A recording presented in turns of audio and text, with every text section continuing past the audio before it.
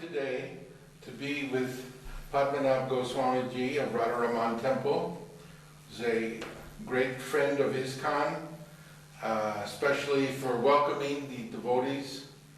I don't think any other temple in Vrindavan has given such a warm welcome to the ISKCON devotees who come from all over the world, and we very much appreciate that. So we're very honored today to be able to discuss with you all about the RADHARAMAN Temple and your service and your family and the whole history. We wanted to ask, actually you were explaining that your father had an association with Srila Prabhupada from very early on when Prabhupada was in Vrindavan in the 1950s. I think you have some correspondence in that regard? Yes, I have some correspondence which Srila Prabhupada had written to my father in 1956. 1956, that's before Prabhupada took sannyas. Yeah. Prabhupada took sannyas in 1959. Yes. So I have that original letter of Srila Prabhupada, and I have also some old BTGs, Back to Godhead.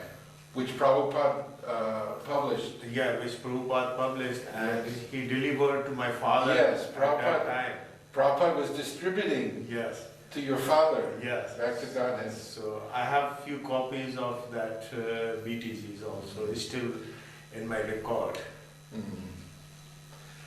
This was Prabhupada's major preaching at that time. Yes. He was writing, editing, publishing. He was going to Delhi to get it printed, and then he would also personally distribute. And in that letter, Prabhupada has asked help and support from my father about the League of Devotees. Yes. Prabhupada had established the League of Devotees, yes, in Jhansi. In Jhansi. Before he came to Vrindavan. Yes. So this was Prabhupada's idea, concept, to make a society for Krishna consciousness devotees. So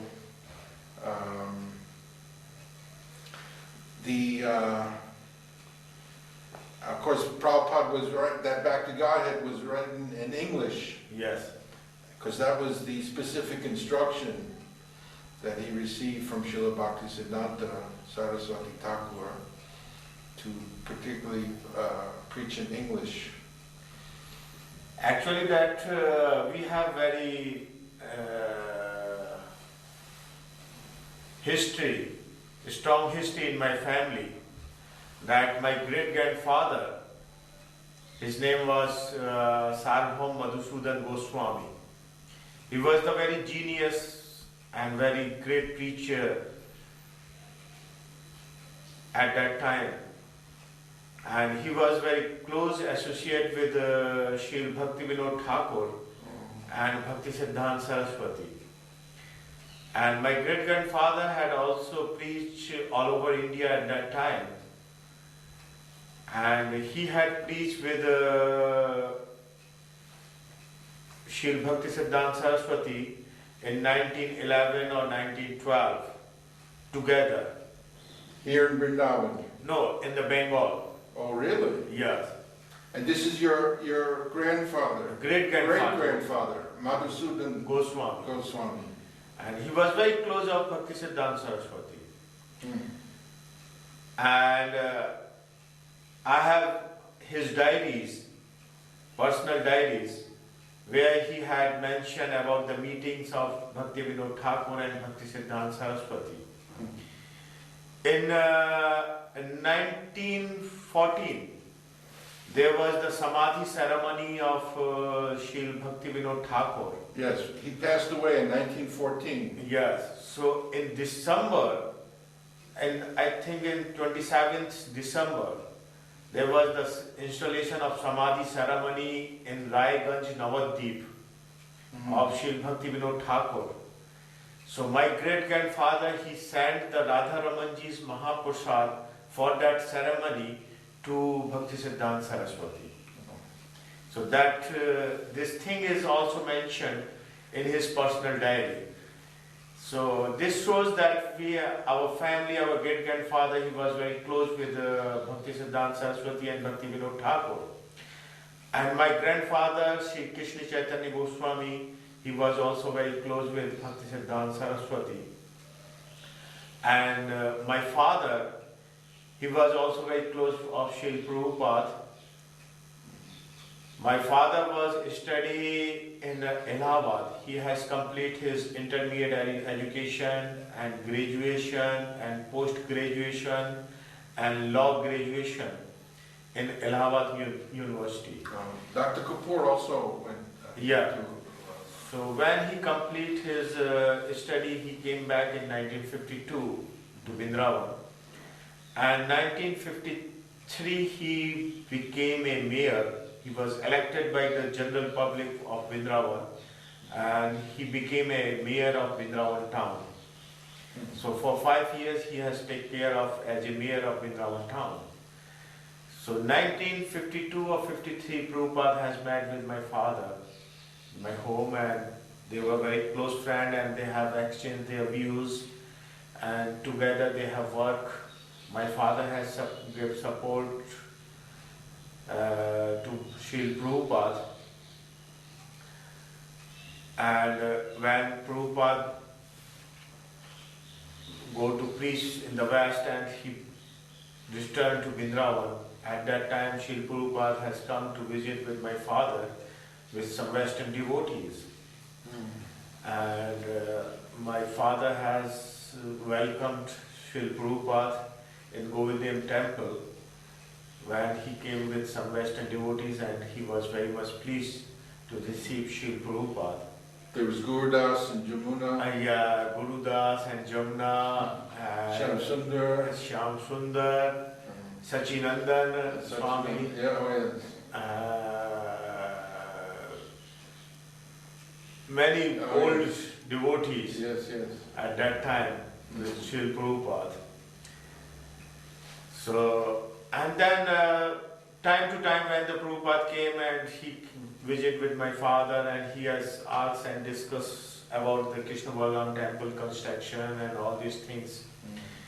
One time my father was, in 1970 or 71, there was the Kumbh Mela in Allahabad. So my father is also in the camp, his own camp, and Prabhupada was also in his ISKCON camp in Kumbh Mela. So Prabhupada was, in the morning walk, he was passing in that camp, so he read my father's name in front of the camp. He had his own camp there. Yes. So just he asked one devotee that you please go to inside and ask that Shri Vishwambar Goswami is there, and ask him that I want to visit him. So in the morning time, about 7 o'clock in the winter time. Yeah, of course, very cold. Very cold. So my father was doing puja. So one Western devotee has entered in this Swiss cottage camp, and he asked that, are you Vishwambar Goswami? So yes. So Srila Prabhupada wants to meet with you. So my father has asked that, where is Prabhupada? So he is just outside. So please call him and he can come. So my father has called him, and he go to inside, and Prabhupada was sit there, and they have also talked together. And at that time... You were there at that time? Yeah, I was also there also. I was very young that time. Yeah. And my father and Srila Prabhupada, they were very much interested to renovate it at that time. the Roop Siksha Sthali, the Sasmes Ghat at Allahabad. Which is that? Roop Siksha Sthali, Oh, where the Mahaprabhu has given the teaching of the Roop Goswami. yes. So that place was need to some renovation and some. That's not Dasameda Ghat. That is maybe that this is the Yeah. that is the Roop Siksha Sthali Yes. that has called.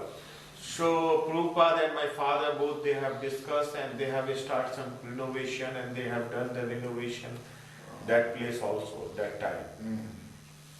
And after many times Prabhupada has come to visit my place, to visit my father. Many times he has to prasad at my place. So both they were very intimate and very close friend, and sometime many times Prabhupada has discussed some problem and asked some advice or guideline. So time to time my father has given to advice and guideline to Srila Prabhupada.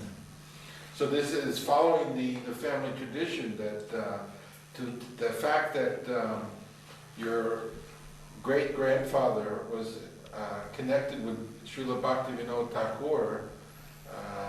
This is made in 1914. I mean, this is very early. This is even before Srila Prabhupada only met Srila Bhaktisiddhanta Saraswati Thakur in 1922. Yes. So this is even before that. Yeah.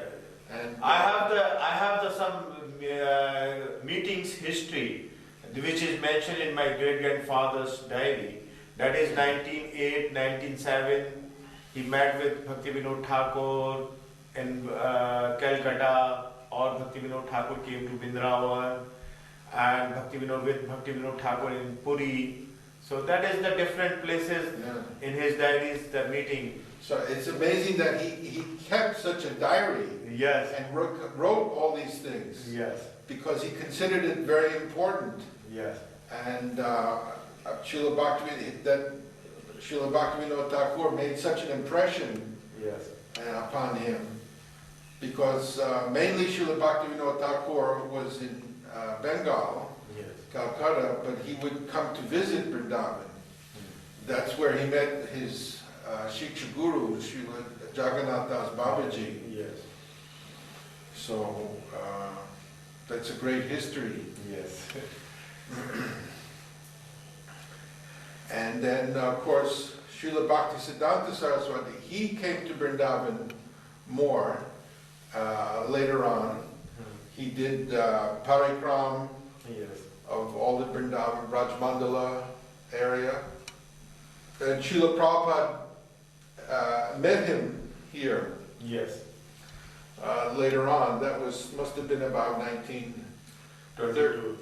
Well, that was in the beginning, in Calcutta, but the Rajmandala Parikram must have been in 1930, 31, something like that, the early 30s.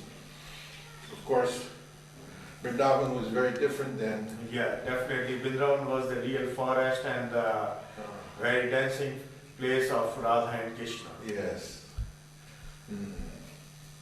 Of course, historically, it was Sri Chaitanya Mahaprabhu who, you might say, discovered all these places of Vrindavan, Yes. established all these places, and determined the location where pastimes took place, and then instructed his Goswamis to develop them. And of course, RADHARAMAN temple is the progenitor is Srila Gopal Bhatta Goswami, who is one of the 6 Goswamis. So his history is very unique. Of course, all of the Goswamis were coming from Bengal, but Gopal Bhatta Goswami was, of course, from South India. Maybe you can tell us something about how he joined Lord Chaitanya and how he came to Vrindavan. Sri Chaitanya Mahaprabhu traveled to South India. So during his traveling in South India, he had visited to Sri Rangam. Yes. And in the Sri Rangam, he has took the bath in Kaveri river. And after that, he had visited to Sri Rangam temple. In front of the deity, he was started to dance and chanting. The deity is Ramanath. Yeah, Ranganath. And in very aesthetic mood, the Mahaprabhu was chanting and dancing. At that time, the Venkat Bhatt, he was the head priest of Sri Rangam temple. And he was very much impressed to see the Mahaprabhu's chanting and dancing. When the Mahaprabhu has finished his chant and dance, then Venkat Bhatt, he had requested to Mahaprabhu that you please take prasad at my place. So Mahaprabhu has accepted his request, and Mahaprabhu has visited to Venkat Bhatt house, and he took prasad in his house. All the family of the Venkat Bhatt, they were very much pleased that Mahaprabhu has took his blessings to their family. That time, the very soon, the Chaturmas is going to start. Chaturmas is? That is the 4 months Niyam Seva. Yes. That is mentioned in the scripture. So actually for the sannyasis, this is very clear mentioned in the scripture that during this Chaturmas, they should not travel. They should stay in one place and they should give the preaching from that place. So Venkat Bhatt has requested to Mahaprabhu that very soon the Chaturmas will start. So this is my request that during this Chaturmas you stay at my place. For 4 months. So that is for 4 months. Mm-hmm. So Mahaprabhu has accepted his request, and Mahaprabhu has stayed during these 4 months in Venkat Bhatt house. So that was the routine of Mahaprabhu, that daily he has took his bath in Kaveri river, and then he has go for the darshan in the Sri Rangam temple, and he has give the discourses. So Venkat Bhatt family and all the devotees, many devotees, they come and they have joined, and then Mahaprabhu has chanted and danced with Harinam. So at that time, the Venkat Bhatt's son Gopal Bhatt, he was very young. He was about 12 or 14 years old. But he personally take care of Shri Mahaprabhu. What the Mahaprabhu has need, what is Mahaprabhu's requirement, what to serve the prasad of Mahaprabhu, to take care, the personal take care of Mahaprabhu. So Gopal Bhatt, he has done all these things. So Mahaprabhu was very much pleased for his service. When the Chaturmas was going to finish, so Mahaprabhu has initiated to Gopal Bhatt Goswami and told him that when your parents has disappeared from this planet, then you have to go to Braj and you have visit whole the Braj, and you have settled in Vrindavan, you spend your life in Vrindavan. You have to read the scriptures, writing the scriptures, and do the worship of Radha and Krishna. So Mahaprabhu has advised to Gopal Bhatt Goswami. Then 4 months was finished, this Chaturmas was finished, then again Mahaprabhu has started his South India tour.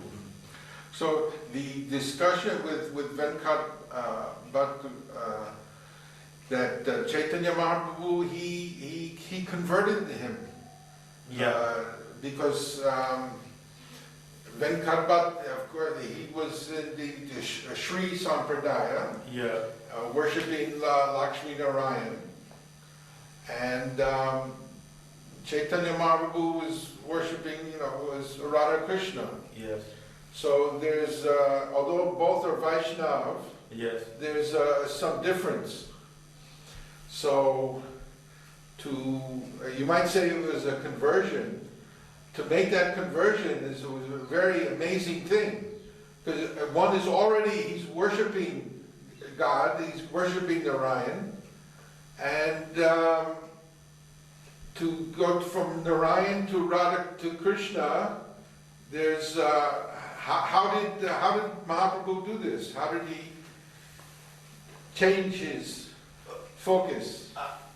We say that this thing that Mahaprabhu is the incarnation of Radha and Krishna.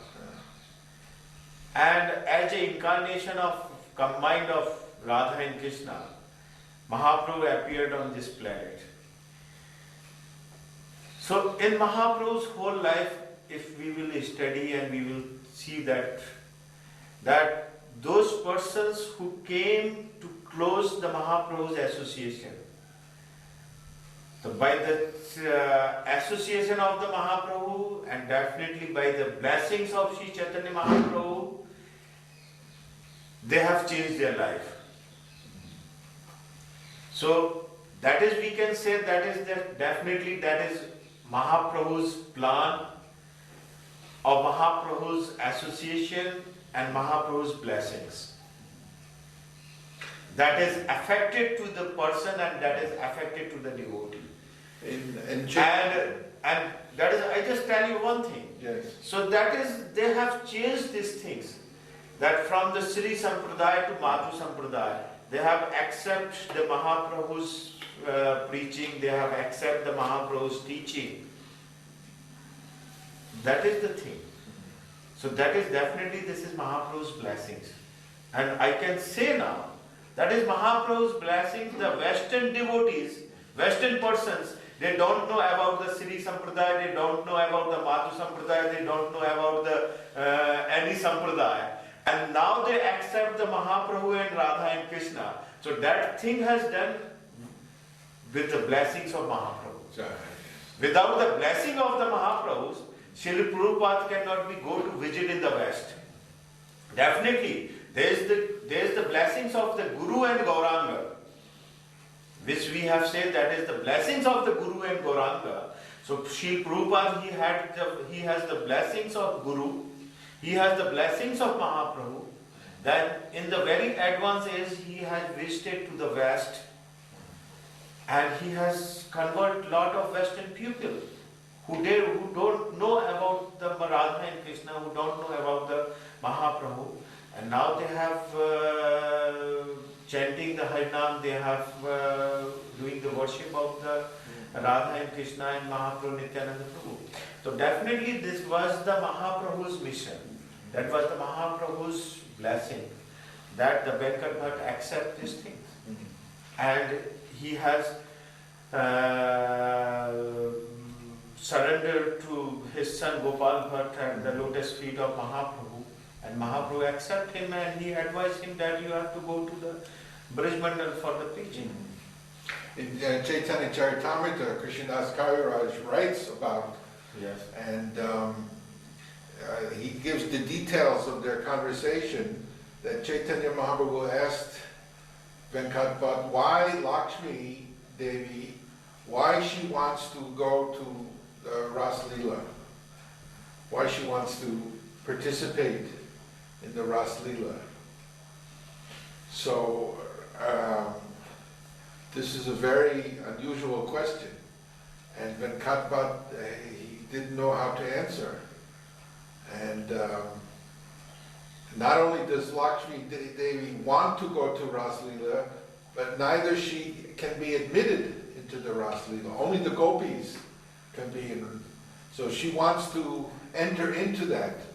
So obviously that is a higher, more enjoyable and spiritual, activity. And of course Krishna is analyzed that Krishna has the more attractive features than Lord Narayan. Just like Krishna plays the flute, Lord Narayan doesn't play a flute. So that flute playing of Krishna is so attractive. And that's why we call Krishna all attractive. So in this way, Venkat was converted to worship Krishna, and as you say, he surrendered himself and his whole family. And he was very glad that Lord Chaitanya, took his son. I mean, one's most prized possession is one's son, and that the Lord. But Chaitanya Mahaprabhu instructed him, do not go to Vrindavan unless till your parents have Disappeared. Expired, yes. No, actually that is, I just tell you one thing. That Lakshmi wants to Krishna. But this Krishna's form which is appeared on the Brij Mandal, that is not as the mood of the Ashwarya. Ashwarya, glorifying. Oh, Ashwarya. Yes. Ashwarya, yes. That is not opulent. Opulent. Yes. That is not the opulent mood No. in the Braj. Yes. The mood of the Braj, that is the Madhurya. Madhurya, sweet, yes. Sweet mood. So that sweet mood is not possible with the Lakshmi Devi. Yes. So, Ashwarya mood that can be possible is the form of Narayan and Lakshmi. That is not possible with Krishna and Radharani. Because the mood of the Braj, that is the quite different mood. That is very sweet mood. Very madhurya rasa. So for this region, the Krishna has accepted Srimati Radharani. He has not accepted Srimati Lakshmi Devi. So in the Brij, particularly in the Vrindavan also, you can see that present. The Vrindavan, there is all the temples of Radha and Krishna. And the Lakshmi Devi, that temple is in the Belvan, which is the across of the Jamna, of the other side. So Lakshmi Devi's temple is the other side of the Vrindavan. That is not in the Vrindavan premises. So we have told this thing, that actually the Vrindavan is under the territory of Srimati Radharani. Vrindavan is not under the territory of Krishna. Because the Vrindavan is also the most important, that is the mood of the Madhurya mood. Madhurya ras, the sweet. Is that why everyone says Jai Radhe, Radhe, Radhe? Yes. They don't say Krishna. No. There is the importance of the Srimati Radharani. There is the importance of Srimati Radharani because if Radharani is pleased, so there is no problem, there is no difficulty that Krishna will not please. Krishna will automatically please. And when the Radharani is not pleased, there is no possibility that Krishna will please. And if we will go through the Radha and ask the devotional blessings from Krishna, so definitely the Krishna will accept. But without Radha, this is not possible. And that is the great mercy of Sri Chaitanya Mahaprabhu, that which he has shown us. Radhar Mahima Premero Susima Jogote Janalo Ke. These two things. What is the importance of Srimati Radharani? And what is the importance of the love of devotion? Not devotion, the love of devotion. These two things. Love of devotion. Prema Bhakti. Love with devotion. Yes. Devotion with love. This Prema Bhakti. These things has shown us by Sri Chaitanya Mahaprabhu. And actually, if we will see what is the importance of the Braj Mandal and what is the importance of all the places where the Radha and Krishna they have performed the Leela, they were covered. So that is Mahaprabhu and his followers that they have shown us the importance of Braj and importance of those particular places where the Radha and Krishna they have performed their Leelas. So this is the great mercy of Sri Chaitanya Mahaprabhu. See, it's unfortunate that we're speaking in English. English is not a very accurate language. Yes. Because there's really no definition of English for the word prema and bhakti. Yes. We say love. Love. For both words. Yes. But actually there is different nuances. In prema bhakti, that is the quite different mood that shows the love and affection and actually the devotee has merged himself with the service of Radha and Krishna. So that is the most important thing. Yes. So in this way, Chaitanya Mahaprabhu, he converted the family. Yes. Because actually, to convert someone like a Jagai and Madai, Yes. to make them, to become spiritual, of course that's a very wonderful thing. But to convert someone who is already on a very high platform, because Venkat Bhatt, he was the head priest of the temple, and he was very elevated and very highly realized in the devotion to Lakshmi Narayan. To convert him to Radha Krishna, that is even a more wonderful conversion than converting the Jagai and Madai. No, that is the very big history in Mahaprabhu's life, that he has changed the life of the Prakashananda. Prakashananda Saraswati, yes. Mahaprabhu has changed his life, the Prakashananda Saraswati. He was on the Ramanuja. Yeah.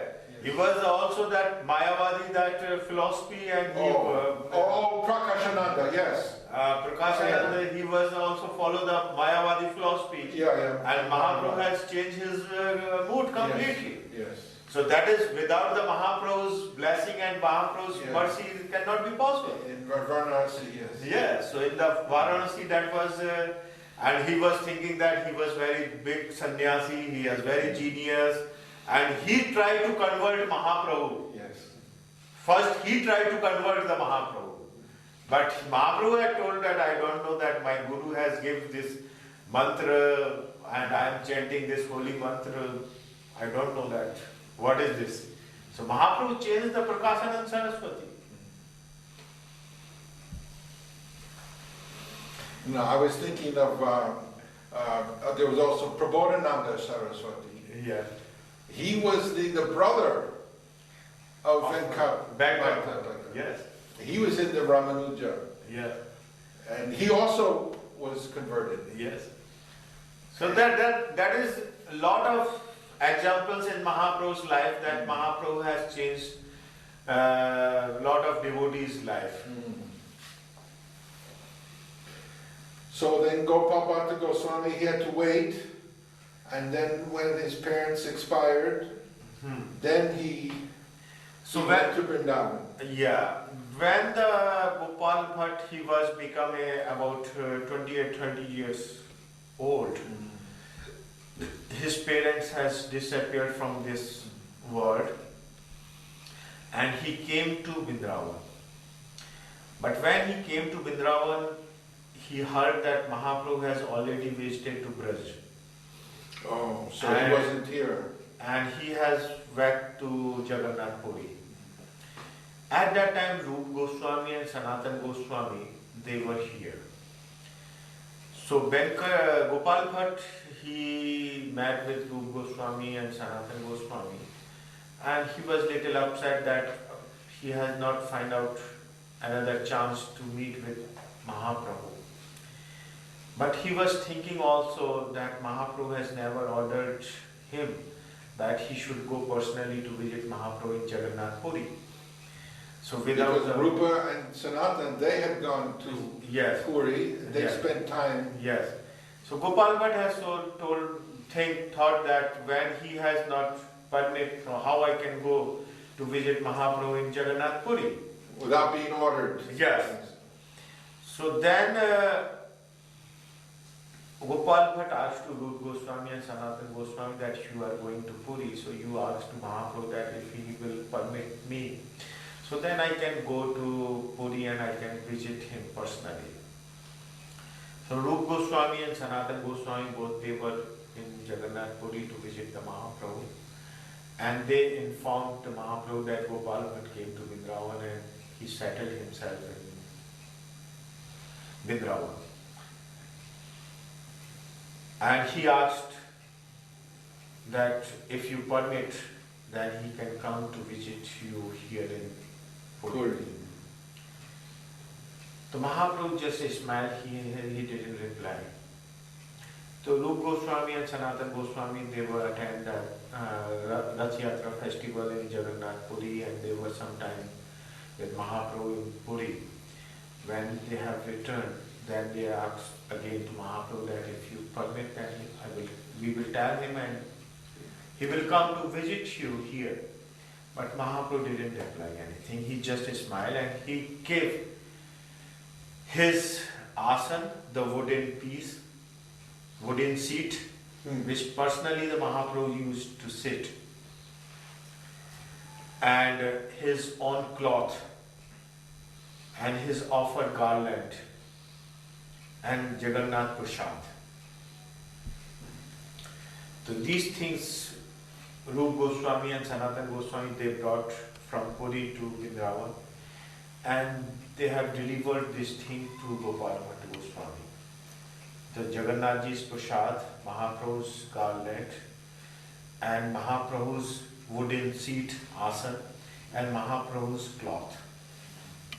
The Gopal Bhatt had received these things. Is that the Kopin cloth? Yeah, Kopin cloth. The undergarment. Yeah, as a blessings from the asan.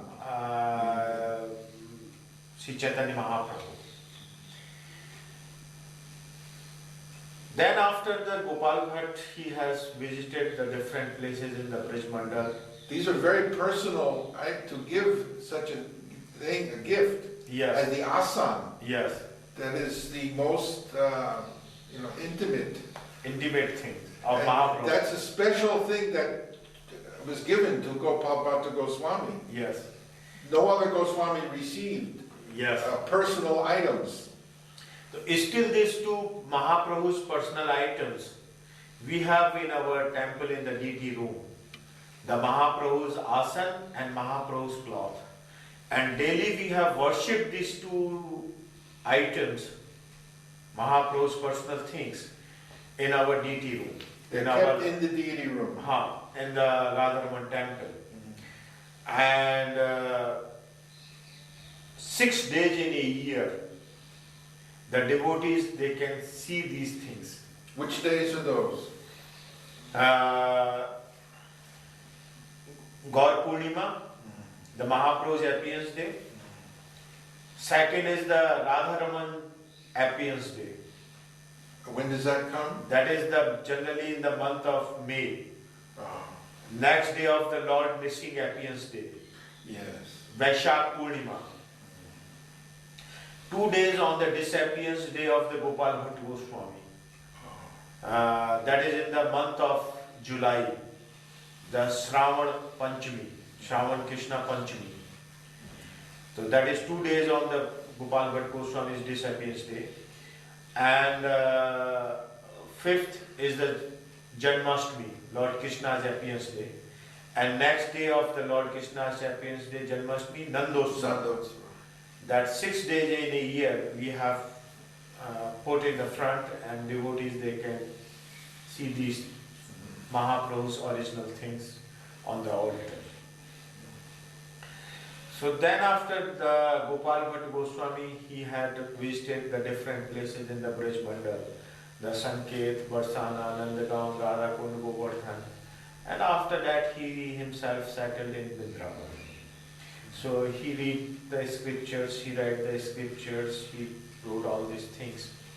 He was spending his time with the chanting and the meditation and all these things. After a few years, the Goswamis of Vrindavan and the Gaudiya Vaishnavas, they heard about the disappearance of the Sri Chaitanya Mahaprabhu from this planet. And they feel very great separation. And they were in very deep sorrow. So Gopal Bhatt has also feel very pain in his heart, and he feel very great separation in his heart. And he was crying at that time, Ha Gaur, Ha Gaur, Ha Gaur. That was the very great painful. One night in the dream, Mahaprabhu ordered him that I am never separate from my devotee.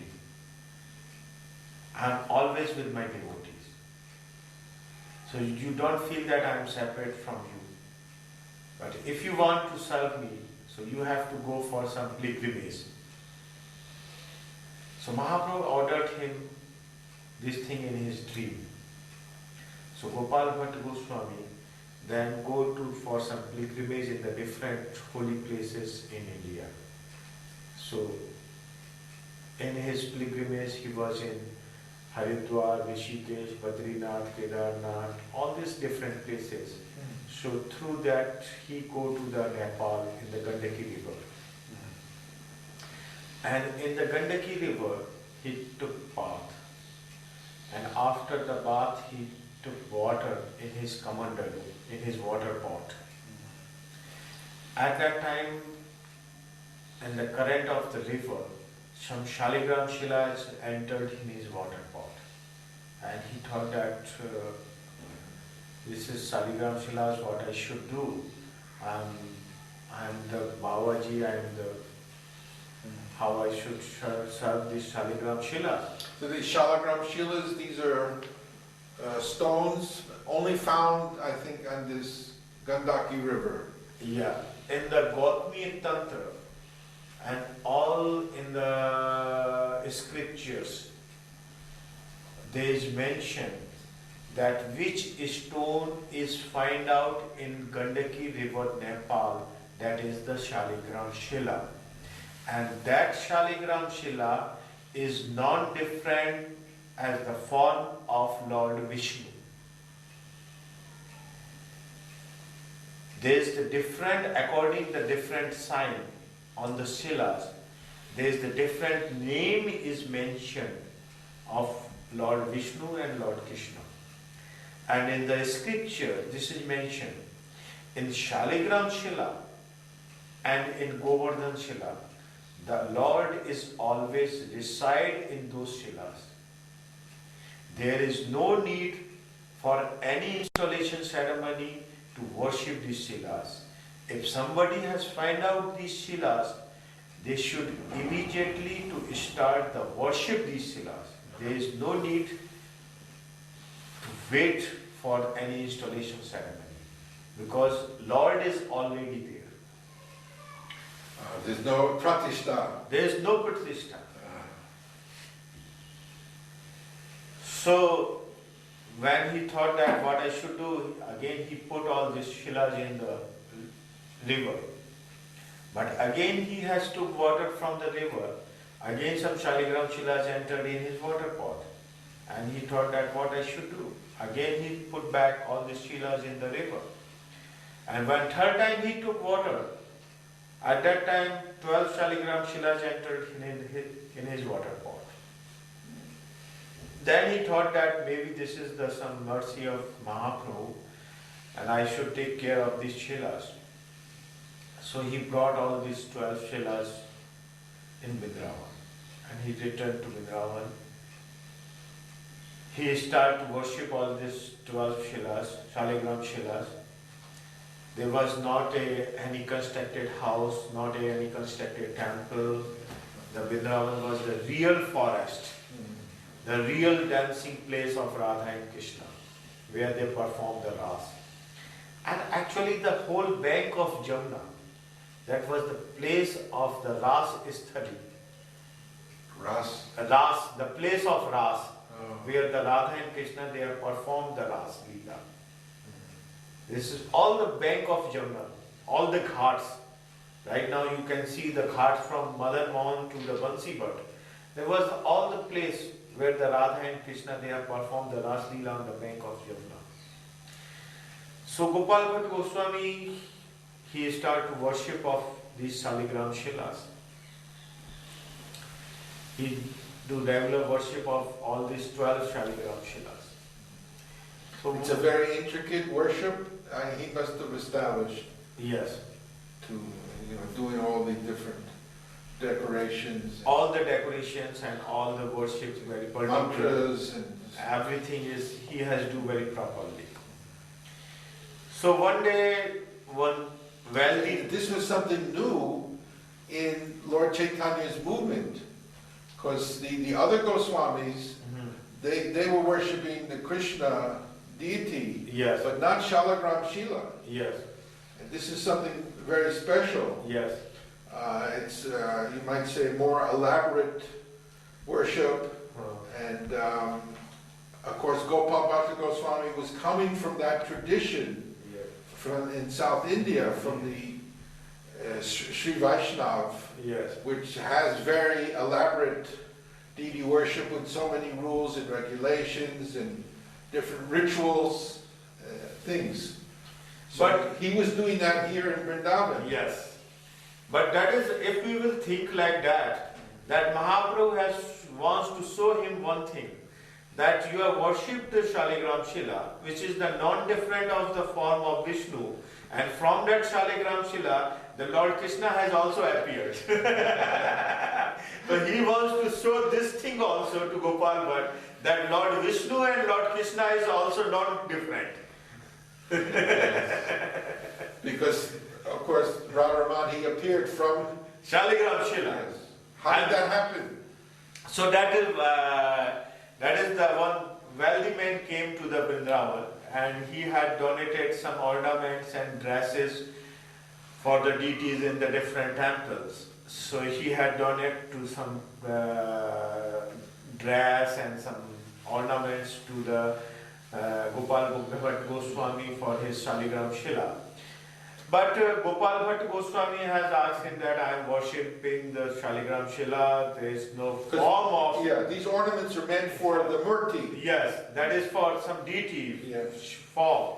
So he asked that better that you have to give some other temple for some other deity, because I have the Shaligram Shila, I have how I can decorate and how I can dress the Shaligram Shila. But at the same time he feel these things, that, oh Krishna, I want to worship you in a full form now. Because I am worshipping you in a form of Shaligram Shila that is not different from you. But now I want to worship you in a full form. And that particular day was the Lord Nishing Appearance Day. That particular day was the Lord Nishing Appearance Day. So, Here to Prahlad. yeah, so he studied from the Srimad Bhagavat about the Lord Nishing Appearance. And he read the Prahlad Maharaj's prayer for the Lord Nishing. So Gopal Bhatt Goswami, he is in very ecstatic mood at that time. And he was crying that you are so merciful. When the Hiranyakashyap asked to Prahlad Maharaj, that where is your Lord? Where is your Hari? So Prahlad Maharaj has told that everywhere. So Hiranyakashyap asked him that in this pillar is also. So then Prahlad Maharaj told, yes, in this pillar. So when Hiranyakashyap has break this pillar, the Lord Nishing has appeared from this pillar.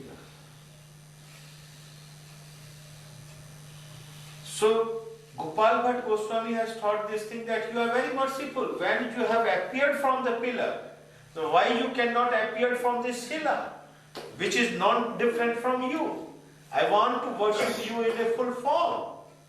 So in this very aesthetic mood, he was read all the glorifying of the Nrsingadev, which is Prahlad Maharaj Stuti from Srimad Bhagavatam. And he was crying and he was chanting and dancing in very high aesthetic mood. He was unconscious. When next day morning he came in the conscious, he saw that one particular Shila, that called the Damodar Shaligram Shila. From that Damodar Shaligram Shila, this Radharamanji has manifested. Self-manifested. So that is the self-manifested from the Shaligram Shila, this deity. Then he informed the Rupa Goswami, Sanatana Goswami, Loknath Goswami, other Goswamis and Vaishnavas in Vrindavan. And all the Vaishnavas, they came to Radharamanji's appearance place. They have performed the Abhishek ceremony of Radharamanji. And Rupa Goswami, Sanatana Goswami, they all support and cooperate to Gopal Bhatt Goswami to perform the Abhishek ceremony and all these things. So then this worship of the Radharamanjis has started from that day. And Gopal Bhatt Goswami has personally worshipped this Radharamanji's deity. And the proof that the deity came from the Shaligram Shila, I think there's some special... There is the sign of the Shaligram Shila of the deity of Radharamanji. And this deity, I can say that definitely in the whole universe nobody can make like that deity. There is all the sign, on natural sign on the deity. You can see there is the line on the hand, there is the line on the finger. The fingernail? Yeah, there is the nail. Everything is on his body is very natural sign. There is the teeth, there is the navel like that, and what you call the kneecap. Yeah. Kneecap. All this sign is the very natural. Nobody can make. Nobody can make. So that is the very natural sign on his body. So that is really very strong manifested deity from Shaligram Shila. So Gopal Bhatt Goswami has worshipped this Shila regularly. And he even wrote books, I think, about deity worship. The Hari Bhakti Vilas, that was one of his, of course he didn't write it, but he gave inspiration to the Sanatana Goswami. Yeah, he got the inspiration from this. Yeah, he got the inspiration from the Sanatana Goswami, and Gopal Bhatt Goswami has written the commentary of Hari Bhakti Vilas. Yes. And Hari Bhakti Vilas is just like the Vaishnava code of conduct. Yes. There's many things are mentioned from the different Purans and different scriptures. This is things mentioned that they have combined in a one place, in a one scripture, that is Hari Bhakti Vilas. So according that, he has started to worship of Radharaman. Then he has one of his disciple, that his name of Gopinath Das Goswami. Yes. He was the brahmachari. Yeah. So he initiated him. Gopal Bhatt Goswami initiated to him. Because Rupa and Sanatana, they did not initiate. Yes. But Gopal Bhatt Goswami, he initiated. Yeah, he initiated to Gopinath Das Goswami. He was the brahmachari. And he personally take care of Gopal Bhatt Goswami and the deity worship of RADHARAMANji. But when Gopal Bhatt Goswami is going to become old. Did he construct a temple? No. No. He not constructed a temple. At that time, it was not a constructed temple. So they had just some small... some hut or small some cottage. Worship like that. And in this hut or the cottage, he worshipped Radharamanji's deity. So Gopal Bhatt Goswami advised to Gopinath Das Goswami that I want to give this deity worship to the householder. And His disciple. yeah, and if you want, you can marry. So better that you have to take care of the deity worship, the responsibilities of the deity worship. But Gopinath Das Goswami has asked him that, Maharaj, I want to alone. But my younger brother, he is householder. And if you want, you can give the initiation, and you can give the responsibilities of the deity worship. So he called his younger brother, his name was the Damodar Das Goswami, and he was the householder. So Gopal Bhatt Goswami initiated him, and he has given him also the responsibilities of the deity worship of Radharamanji. So after Gopal Bhatt Goswami's disappearance, Damodar Das Goswami, he has took the responsibilities of the deity worship of RADHARAMAN, and he was householder. And after him, you have seen the Goswami family. We are all the family descended from the line of Damodar Das Goswami. And initiated we have line from the Gopal Bhatt Mahaprabhu, and then Gopal Bhatt Goswami, and then Damodar Das Goswami, and that line came as a initiated line. So, and still now our Goswami families, they have take care of the deity worship of Radharamanji very particularly and very orderly. Yeah. And there's so many families now. How do you divide up the worship amongst the families? How do you organize, which family does the particular service? About 300 years before, there was the 5 families. And when they have become 5 families among big families, so they decided to take care of the deity worship individually. So each family has took care of the deity worship 6 months deity worship. The 5 families, that each family has 6 months. But they have to cooperate and support to each other. That was the very common and clear understanding. So 6 months one family will take care. And after 6 months, second family will take care. And after 6 months, third family will take care. Yeah. So after 2.5 years, that was the cycle was going on. Right now we are about 40-45 families. But mainly we are as a branch of these 5 branches. We have 5 families, we have 5 different branches. So the time period of each family has fixed 6 months. That will be not increase and that will be not decrease. And here is the system that only the sons in the family, they will get the right of the deity worship of Radharaman. The daughters, they have no right. Eldest son. No, all the sons. All the sons. There is not elder and younger. There is no question. All the sons, they have the equal right for the deity worship of Radharamanji. I am giving the example, so you will be more clear through this example. For example, one family has 3 months deity worship, and he has 3 sons. So after him, each son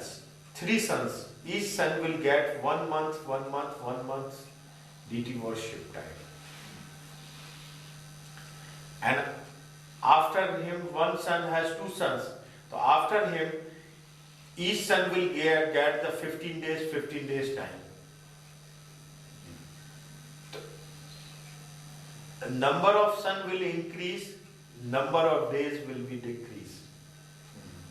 So there is the equal division in the family At what age does a son allowed to worship? That is generally the after 18 or 20 years. He can go for the worship in the temple. And there's, I just tell you also here, we have some customs also. If somebody has no son, the daughters or son-in-law, they have no right for the deity worship. They have no right for the deity worship. And if that family has no son and they want to take the adoption, the adopted son has also no right for the deity worship. After him, his days of the worship will be divided amongst his family, which is the closer of his family. For example, he has his brothers, he has his uncle, he has his nephews, he has his cousins. Those days of worship will be divided amongst them. His extended family. Yeah, that is the extended family. So that is some system which we have followed very strictly till now. So it maintains the lineage, and at the same time it provides for worship in the future. There'll never be any break. No. Yeah. So every family, they have got their time for the deity worship every 2.5 years.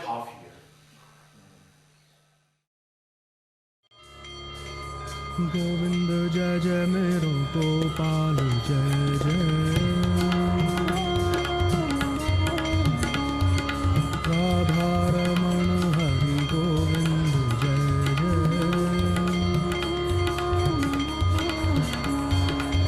Govind Jai Jai Mero Gopal Jai Jai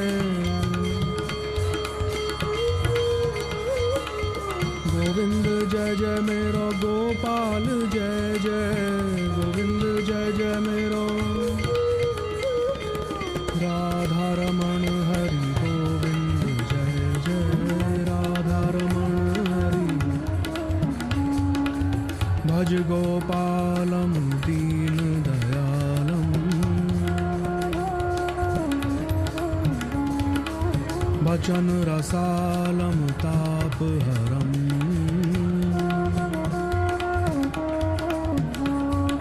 Sundar Vanmalam Nayan Vishalam Roop Rasalam Chitharam Roop Rasalam Chitharam Govind Jai Jai Mero Gopal Jai Jai Govind Jai Jai Mero RADHARAMAN Hari Govind Jai Jai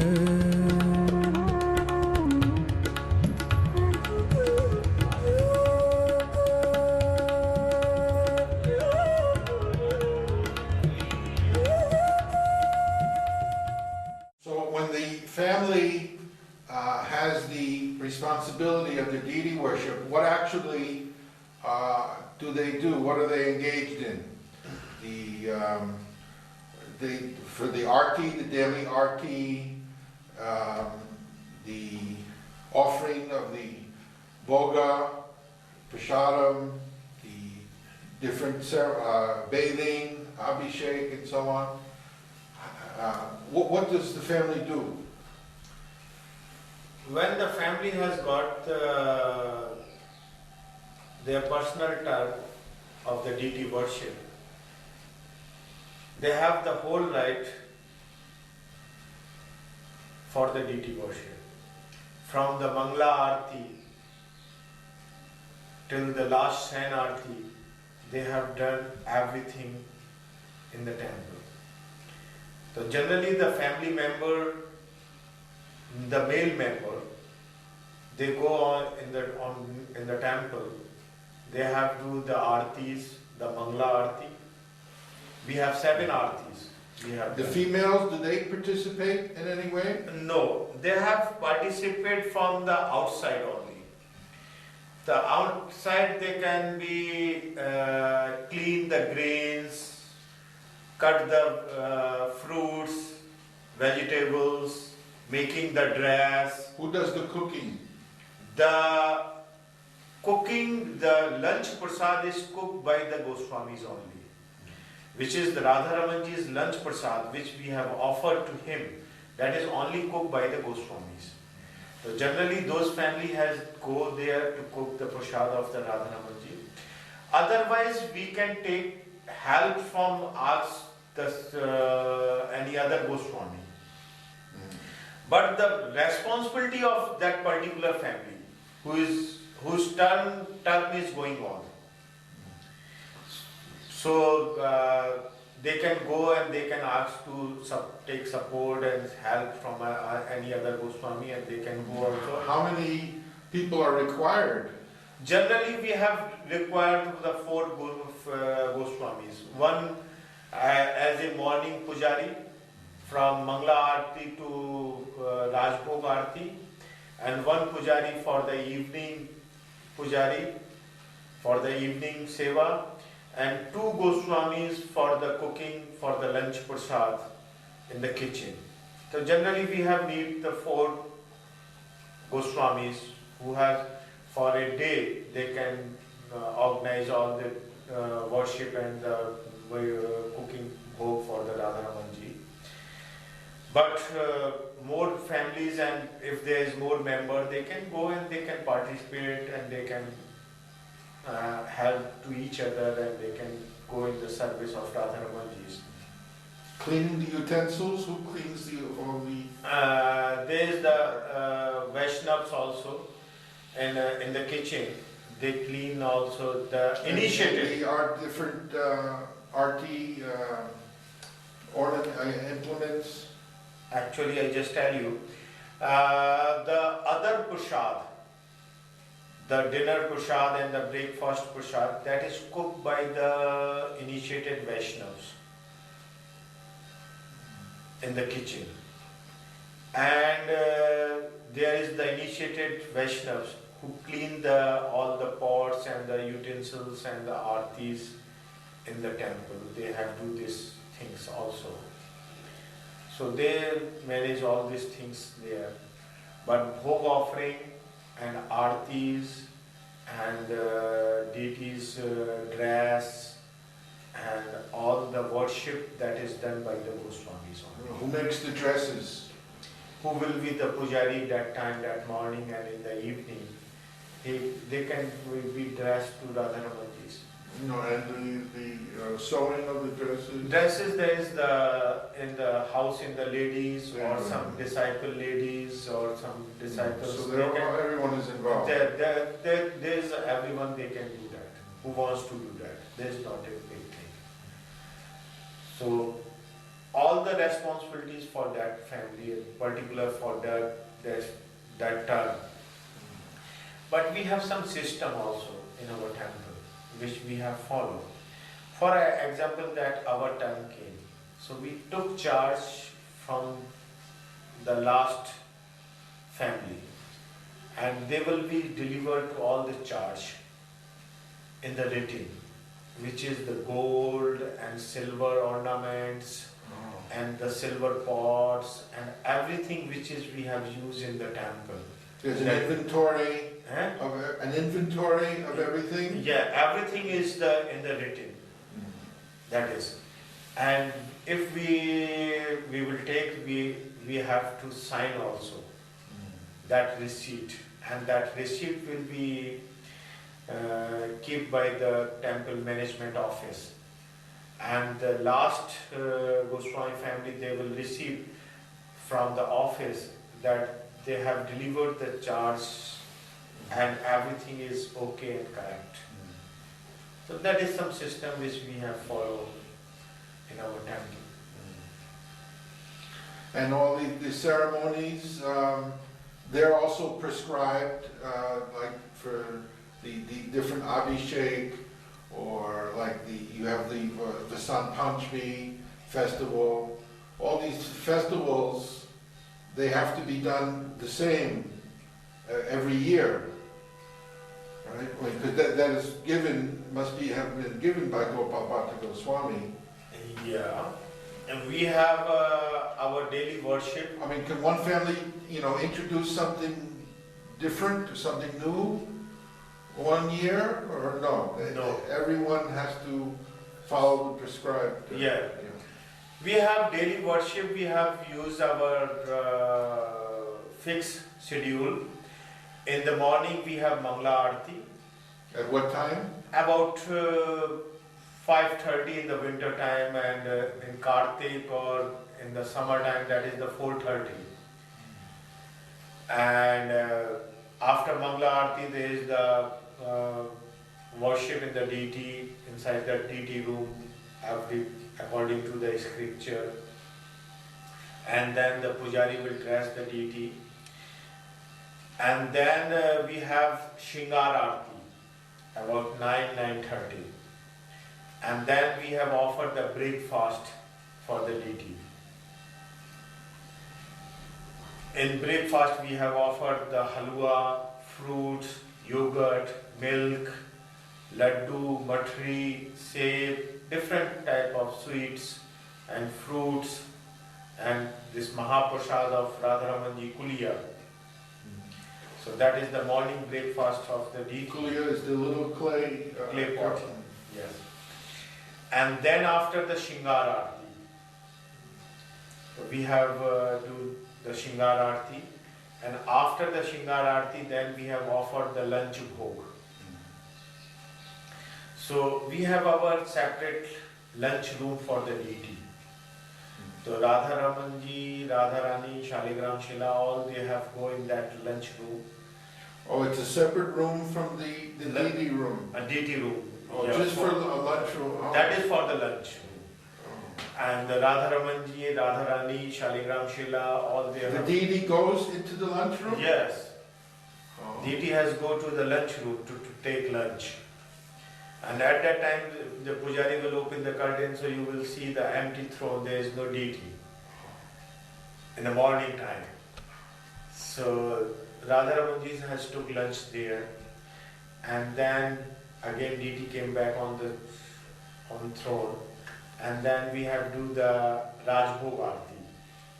And after the Rajbhog Aarti, then the deity has go on the bed. And Is he placed on the bed? yes, he plays on the bed. Radharamanji has own bed. There's no Utsav Murti. No, Other temples, they have the Utsav, the small brass no. deity. We have no submurti. We have only Radharamanji's. What we have done with the remote deity of Radharamanji. So he has to rest on the bed. Then in the evening, again the pujari will come in, enter in the temple, and he wake up the deity. And we have With mantras? yes. And the pujari will do the evening dhoop aarti. And in the evening dhoop aarti, then after we have offered the evening breakfast. And after evening breakfast, again the darshan will open, and then the evening aarti, the sandhya aarti. At what time is that? That is depends upon in the winter time about 6:30. In the summer time is about 8 o'clock in the evening. So after the evening aarti, again the curtain will close, and we have do the olai. Actually, we call this particular word olai. That is, pujari will take off all the ornaments and the dress from the Radharamanji, and he do the sponge with The his, bath. cloth. And then we have put the oil on his body. What kind of oil? In the winter we have used the henna.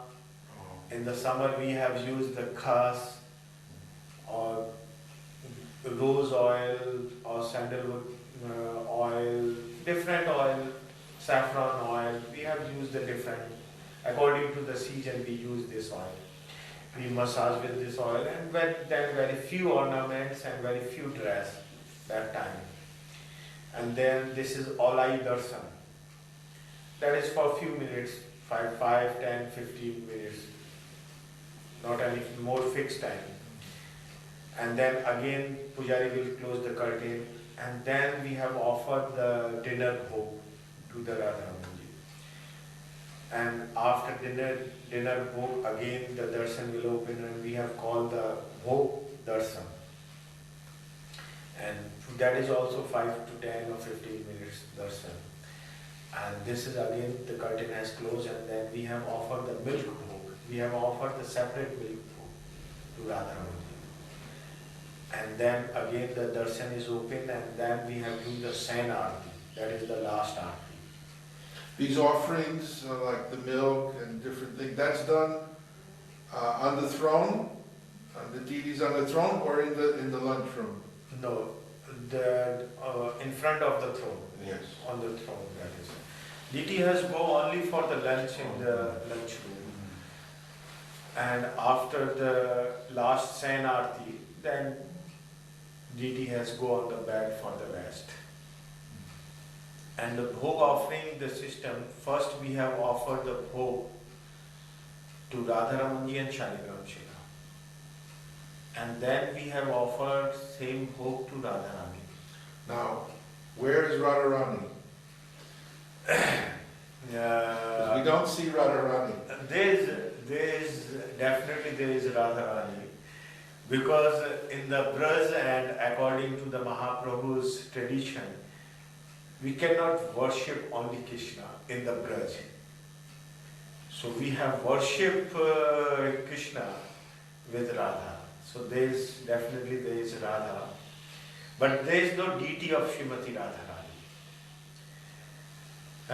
According to the scriptures, the person himself and his name, there is no difference. The Naam and Nami, there is no difference.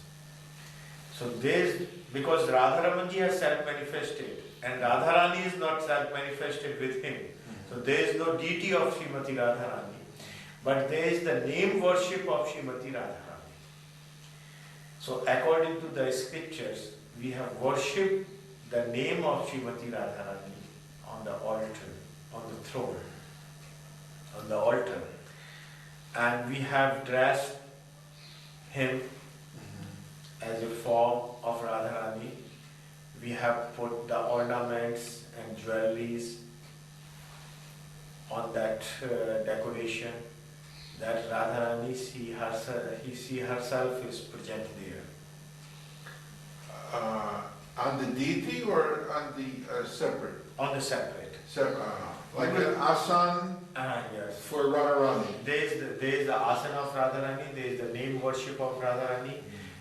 You can see there is the two umbrellas. One is on the Radharaman ji, and the right hand is a small one, that is the Radharani. So there is all the decoration which we have done, that is the Radharani's decoration. So Radharaman, some deities, they say the deity is a combination of Radha and Krishna, and therefore they don't have any Radharani. No. But Radharaman is not like that. No, that is combination, that is true, but without Radha there is no worship in Vidravan. Yes.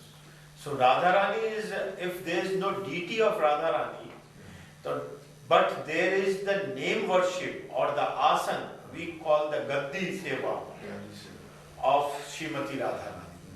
So we have worshipped that name, that Radharani, she herself is present there.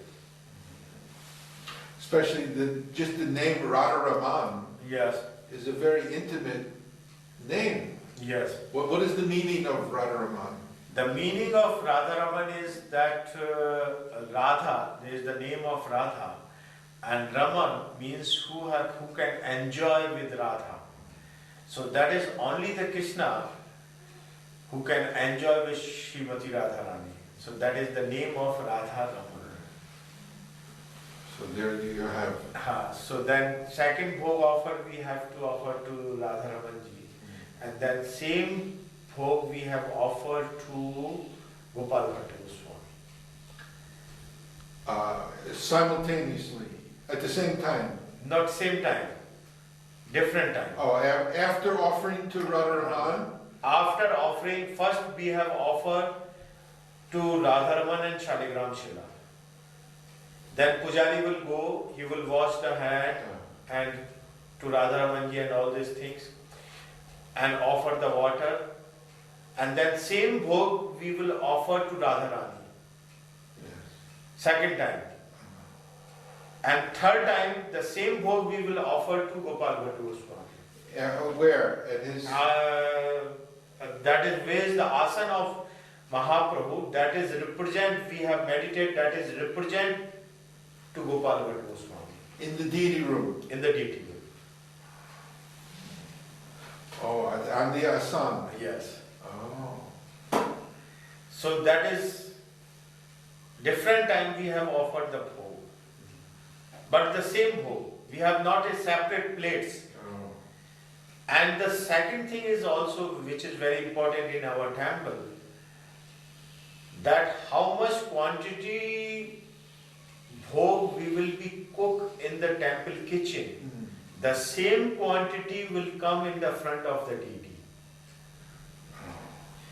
For example, so there's no large amount cooked in the kitchen. No, there is a large amount of the cook in the kitchen. And then that will be offered. That Everything will come in the offer in front of the not deity. a small portion. Not the small portion. Everything. Maybe there is the 1 liter milk sweet rice, or maybe the 50 liter, or maybe the 100 liter milk sweet rice. So you have to have very big offering. How do you offer all these things? We have the pots and we have put all the offering in front of the deity. Maybe there is the 1 kilo rice, maybe the 5 kilo rice, or maybe the 10 kilo rice. All the things which is cooked in the temple kitchen, that all the bhog will come in front of the deity. We have everything we will be offered in front of the deity. That is very strong custom which we have followed that. And the second thing which I will explain you, our forefathers, about 400 years before, they have performed the yajna, the fire sacrifice. And that fire is still in our kitchen. The continue last 400 years. The flame. The flame. And we have used that fire still for the cooking and for the burning the ghee lamp and the arti time. We have never been extinguished. That is never been extended last 400 years. That is still till now continue. I never knew that. And we cannot, if we will be on the altar for the deity worship, the pujari cannot be touched the matchbox, the pujari cannot touch the lighter. We have never used the lighter and the matchbox for the fire.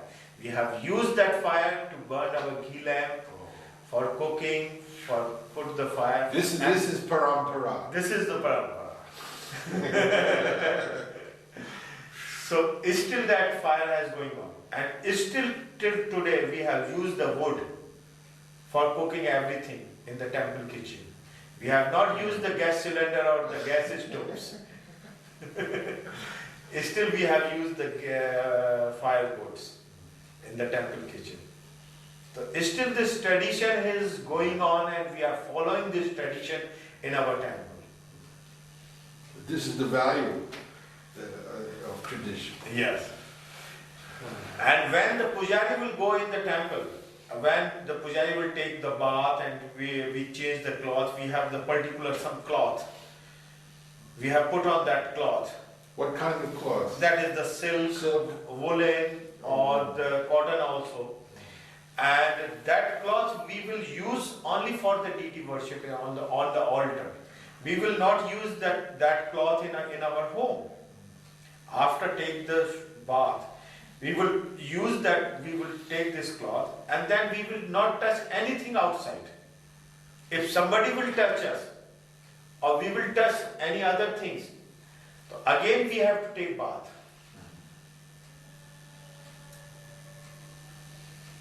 So we have very strictly we have followed these customs in our temple. And Pavitra, this purity. we have do all this offering. You can see these things. When somebody has give some prasad, pujari has give the prasad and tulsi or offer garland, they have do that, they don't will be touched to the devotees.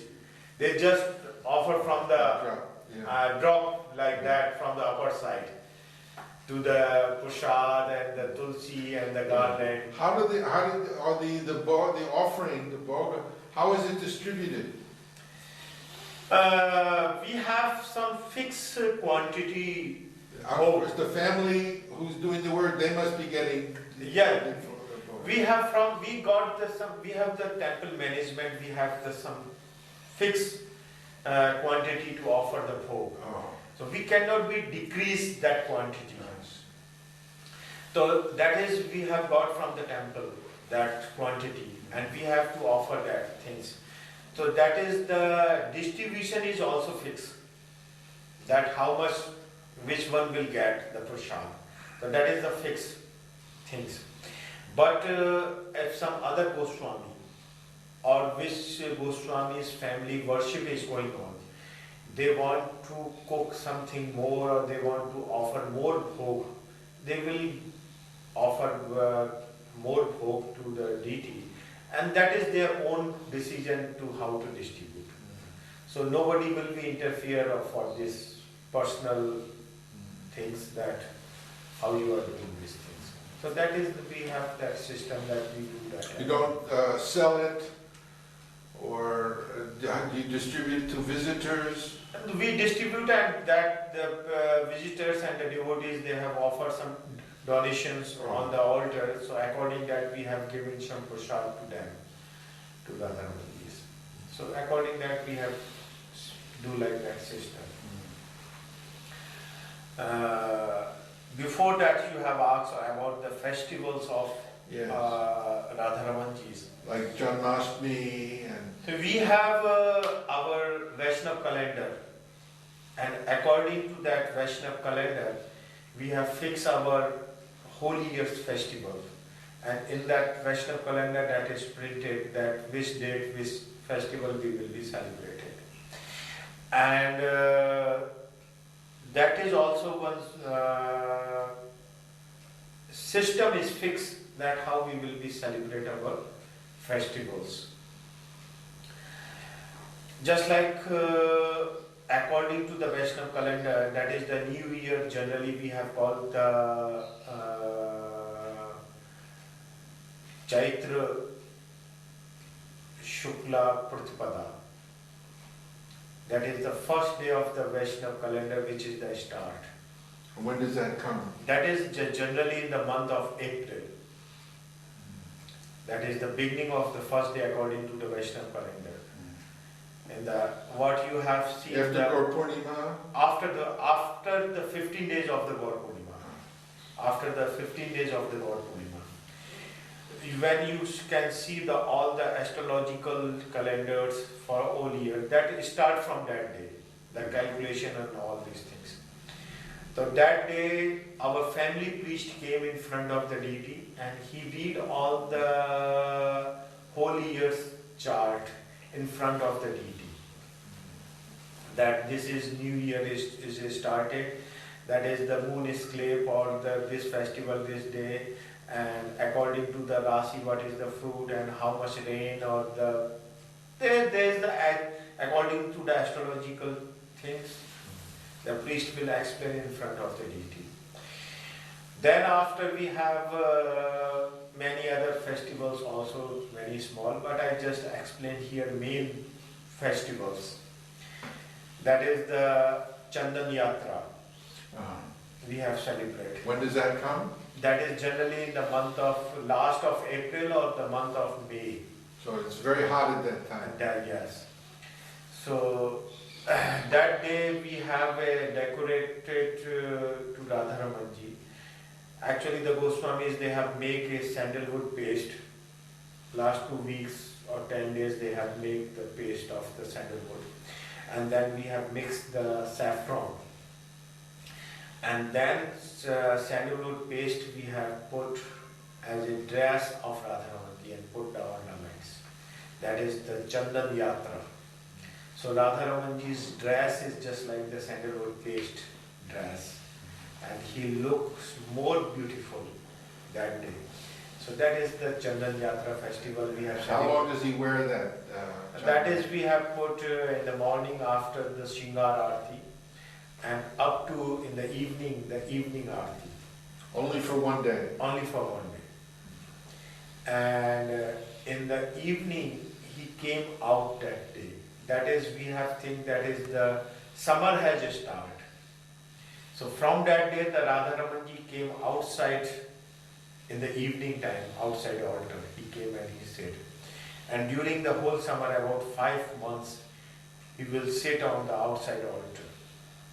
And generally in the month of May and June, which we have called according to our Hindi months, Vaishakh and Jyesht. In the evening, there is also the decoration of the flowers decoration. This is also very natural decoration. And we have used the fresh flowers. For the dress? Not dress, and just for also decoration. and the decoration also. And this is very small, is very big, large scale, and the small scale, both type decorations. Type. Is that the full bangla? Yeah, full bangla. This is the full bangla. So this is flower decoration we have done. So that is also very attractive for the darshan of Radharamanji, and different design, different decorations we have done. We have used also the banana tree to cut and make some design or some art also. So that is some different art. And there is the Lord Nrsimha Appearance Day. That day in the evening. When does that come? That is generally month of May. May. And so that is the time of the appearance of Radharaman. Yeah, so that is the Lord Nrsimha Appearance Day. In the evening we have do the Abhishek ceremony of the Shaligram Shila on the altar. And that is in the evening time we have done this thing. And the next day is the Radharamanji's Appearance Day. So we have do that a big Abhishek ceremony of Radharamanji's. Before the Abhishek, the Goswamis, they have gone to the Jamna to take the Jamna water, and they brought the Jamna water. We used that Jamna water also on that day. And then the Abhishek has started. We have used the Abhishek with milk, yogurt, ghee, honey and sugar. We have used also the lot of herbs and different. In what quantity do you, how much milk do you use? Milk is, depends that how much devotees they have offered the milk. But generally sometime nowadays years we have used that about 700, 800 liter milk or 1000 liter milk. We have used the Abhishek of Radharamanji. So that is. And so many herbs and medicines, we have different use. Banausadhi, that is the Bijashtak, Sumangli, Mahaausadhi, Sarvaausadhi, different things according to the scriptures we have used, and according that Rupa Goswami has mentioned that Krishna Janmashtami Abhishek method. So according that we have perform this Abhishek ceremony in very large scale. That has took about 3-4 hours time. And then after the Abhishek we have distributed the Panchamrit to all the devotees. And then Radharamanji has dress, and we have to again some Maharaj Upchar Pujan.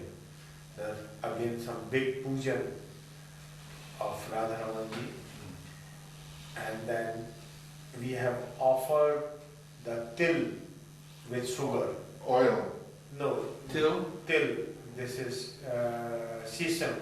Oh yeah, the sesame seeds. Sesame seed. That is particular that 2 days in a year we have offered as a bhog with mixed with sugar. Because when the Radharaman ji has manifested at that time, there was not different many sweets. Yeah. There was not a very sweet preparations.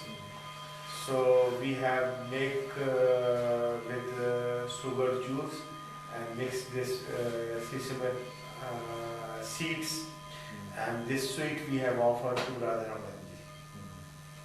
So especially that special bhog we have offered to Radharaman ji on that particular day. And in the evening there is also nice darshan of Radharaman ji. And you have kirtan? Kirtan and bhajans they have going on.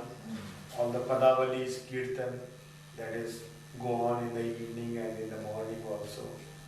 Who does the kirtan? There is the devotees and the Goswamis, they have done these things. They have the group, they have done these things.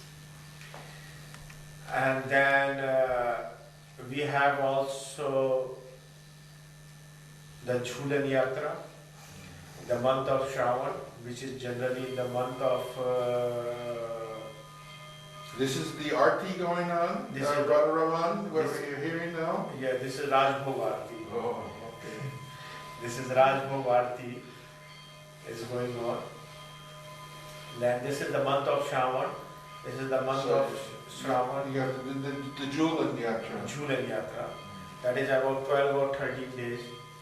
So Radharaman ji, every evening he has sit on the swing throne, which is made with the silver. So that every 12 days or 13 days in the evening, he enjoy with Srimati Radharani on this swing throne. He enjoy that. Who does the swinging? The pujari, the Goswami. Yes. And then after the Janmashtami celebration, that is also in a very large scale. We have celebrate the Janmashtami. Then next day is the Nandotsav. We have celebrate. Then after Vijay Dasmi, Dasera, which particular day Lord Ram has killed the Ravana.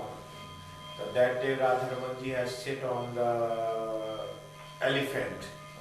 We have big silver elephant. Hasti. Hathi. Hati.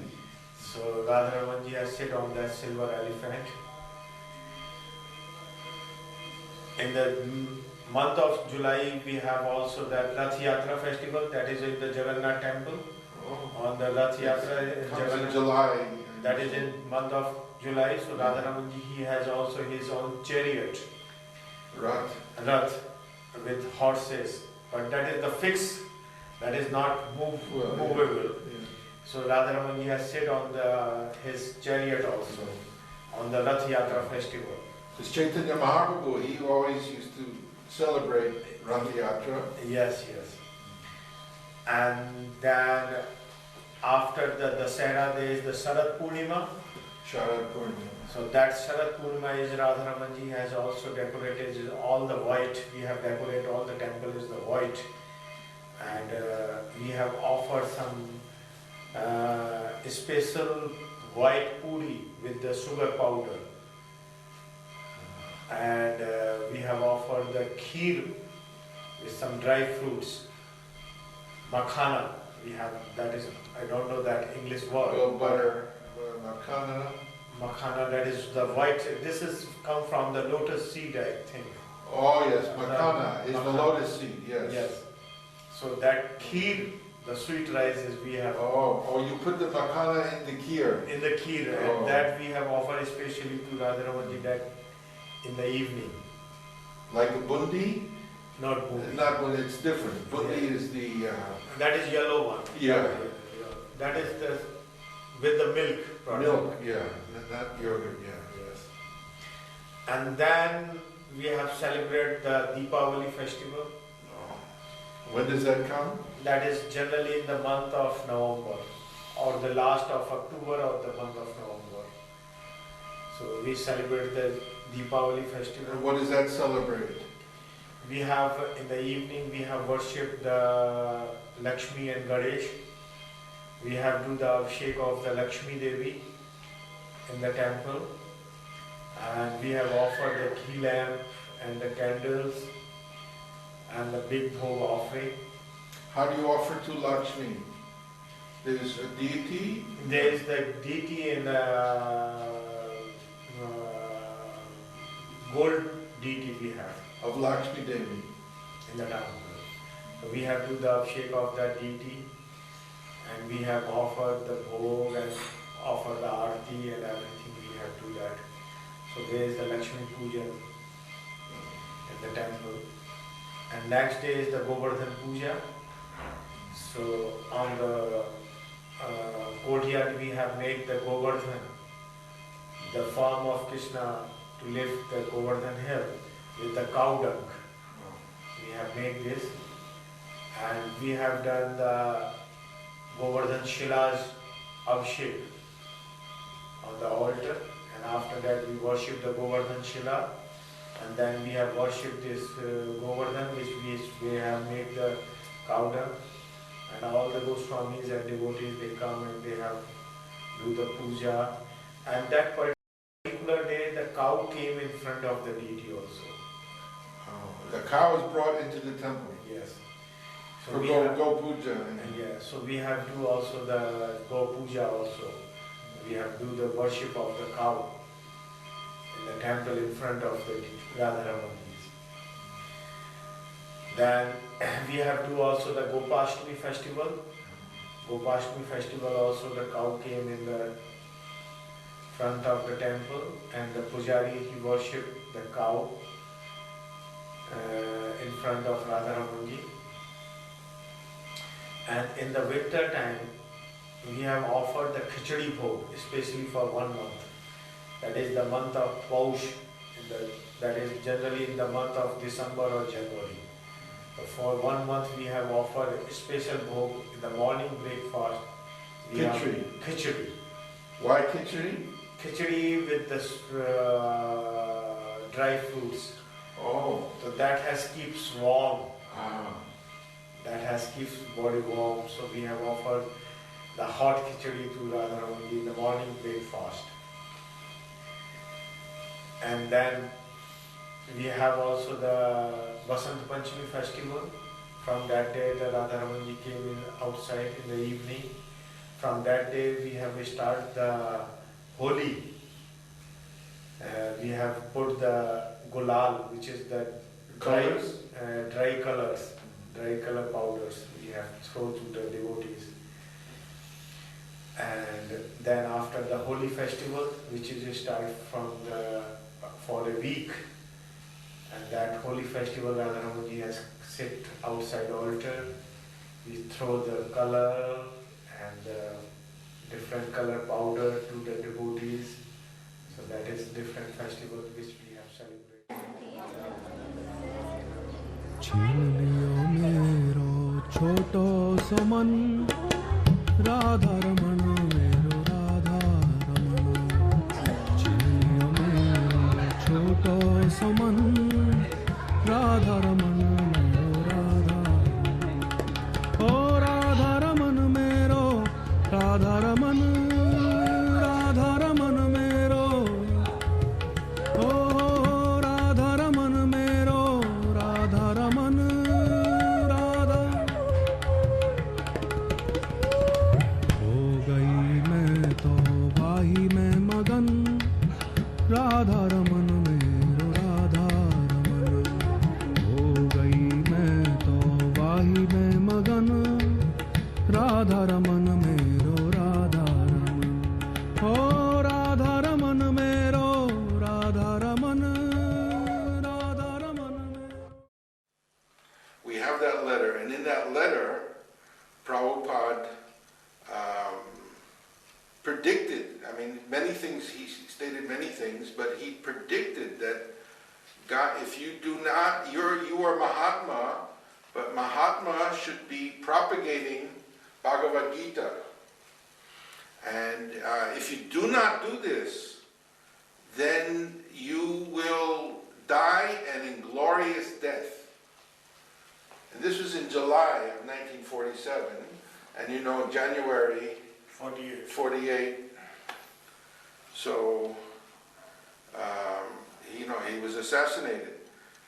So, now here we have a letter that Srila Prabhupada wrote to your father, Sri Vishwambar Goswami, regarding the government's activities. Perhaps you can tell us about this. Actually, Srila Prabhupada, he had followed the instruction of his spiritual master, Srila Bhakti Siddhanta Saraswati.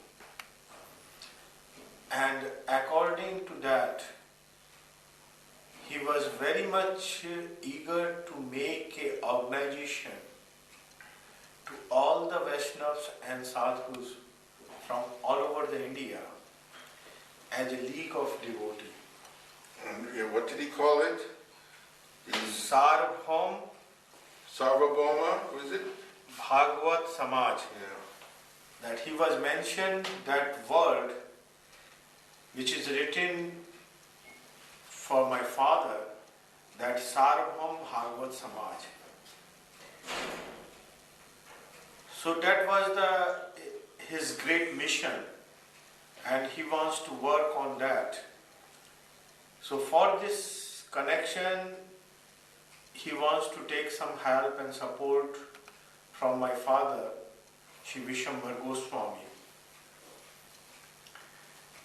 Because India was independent from the British rule in August 1947. So after that,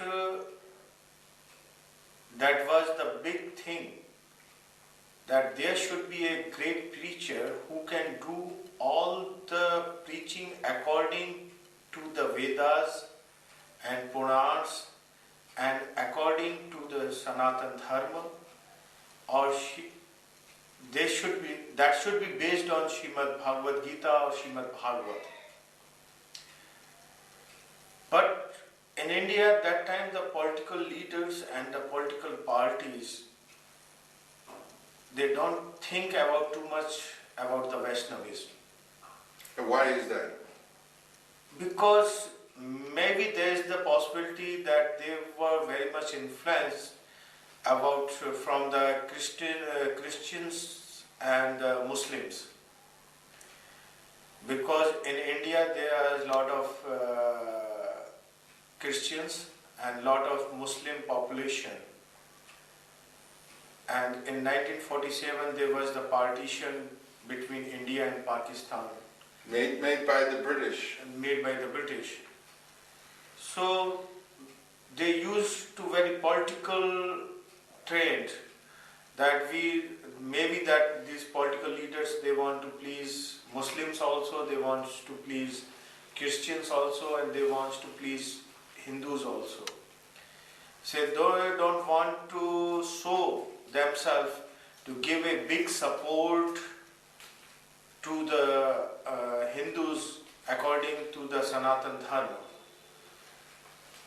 So they use very political terminology, and for this region, Prabhupada wants to try to give this message to the great big political leaders, ministers and prime ministers and the government officers, to support about the Vaishnavism in India. But I think that Prabhupada didn't get any big support or any positive view from their side. You know, Gandhi did not even answer Prabhupada's letters. So they were just afraid to maintain their political views. Yeah. So they don't want to interfere in this matter. And Prabhupada, I think that Prabhupada, he was quite upset to not receive any positive views from those. So for this reason, but Prabhupada always wants to convince them about the Vedic Dharma or about the Sanatan Dharma, which is the base of the Indian philosophy and the Indian religion.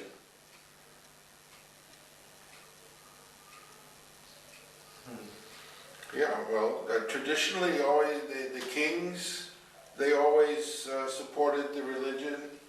Just like, I mean, here in Vrindavan, the temples, the Goswami, Rupa Goswami made Radha Govinda temple. The material, the construction materials, the stones, that came from Manmohan Singh. Man Singh. Man Singh. Man Singh, king of Jaipur. King of Jaipur. Yes. So, who was his disciple? Who was the disciple of Rupa Goswami? So, the leaders, this is traditional that they should support religion and the making temples and propagation for the benefit of the people. So, of course, politics, is another thing, and that always spoils. What is actually good for the people is not necessarily done if it is good for politics. What's good for politics is not necessarily what is in the best interest of the people. But one thing, Prabhu, I can say one thing, that Lord Krishna, He is the Supreme Godhead and He is the Almighty. There is no doubt. But one thing is also that He was the great politician. If you will view His character, then you can find out that in the Mahabharata, He had played a role as a great politician in a very polished way. So in this sense, I can say one thing, the politics without religion and without spirituality is not proper. The politics should go on on the religion's track. If the politics will not go on the religious track, that will be spoiled. So I think that in early age, when the kings they have ruled over the India, they have always given the respect to the spiritual religion, and all the kings in their kingdom, there was they have their own spiritual masters, which they have called Rajguru. They have their own the spiritual scholars in their kingdom, and always they pay their respect to all of them, and time to time they have took advice and guidance from the spiritual leaders. So that was the history in India, that all the states they have paid their respect to the Indian religion. But after when the Mughal period came and when the British rule came and all the different then political leaders they came, they have not given so much attention and so much importance for that part. So this I can say that was the big mistake and some unfortunately happened in India, these things. Because actually, if we examine the culture of India, we see that its religious culture is the most developed. First of all, it's the oldest. It is so old that the scholars, archaeologists, they cannot even date it properly. The religious texts and all the rituals, they cannot even date it when it began. It is so old. So, and it is the most developed. The scriptures, the Bhagavad Puranas, are the most elaborate. I mean, even in terms of creation, such an elaborate description, and the science of bhakti, and other religions, like Lord Jesus said to love God as the most important commandment. But how to love, that is given in such a sign.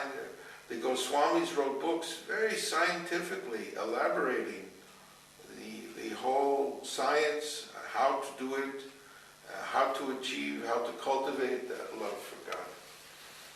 So this is what the world needs. Prabhupada saw this.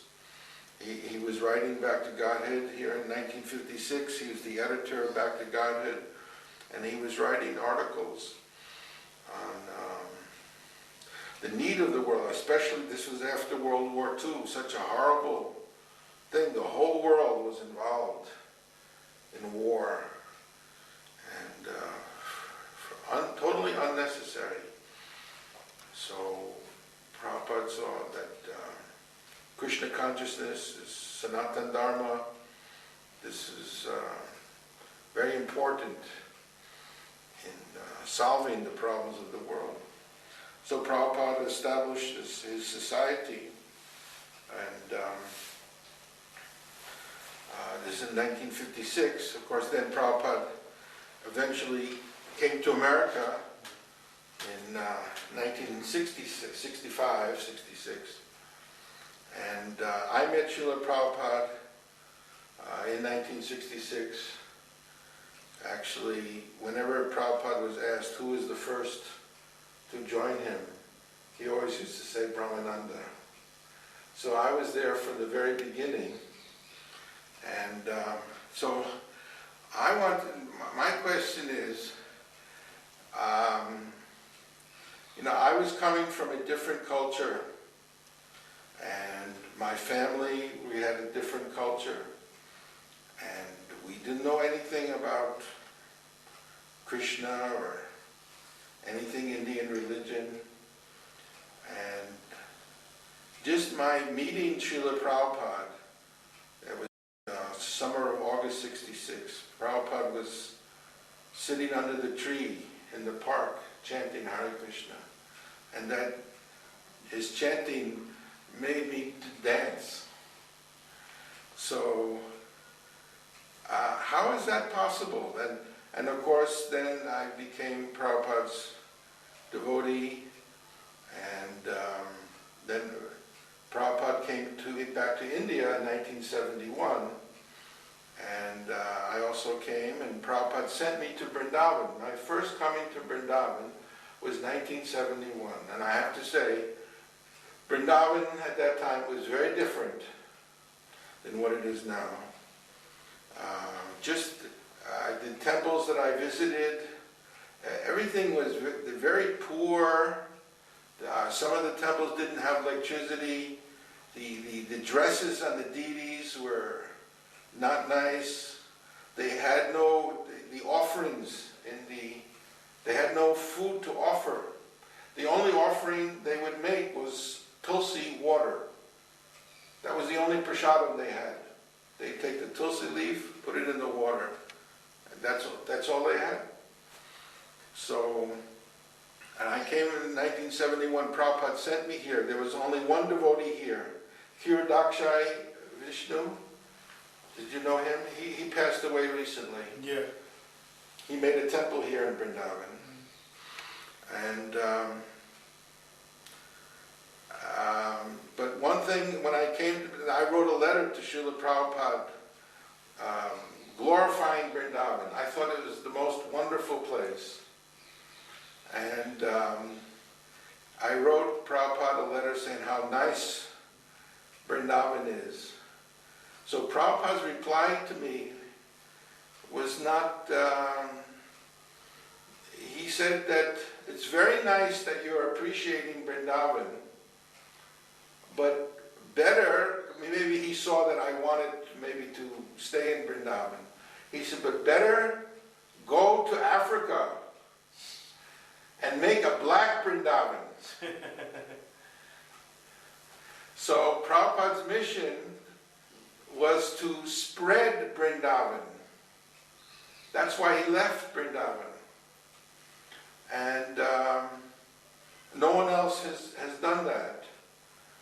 And you have traveled all over the world, and you have visited the temples that Prabhupada has established, and you can see that the same Vrindavan consciousness is there, even in Germany and all these places.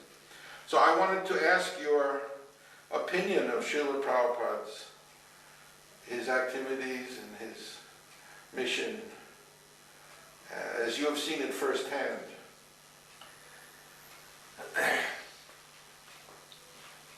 Actually, the India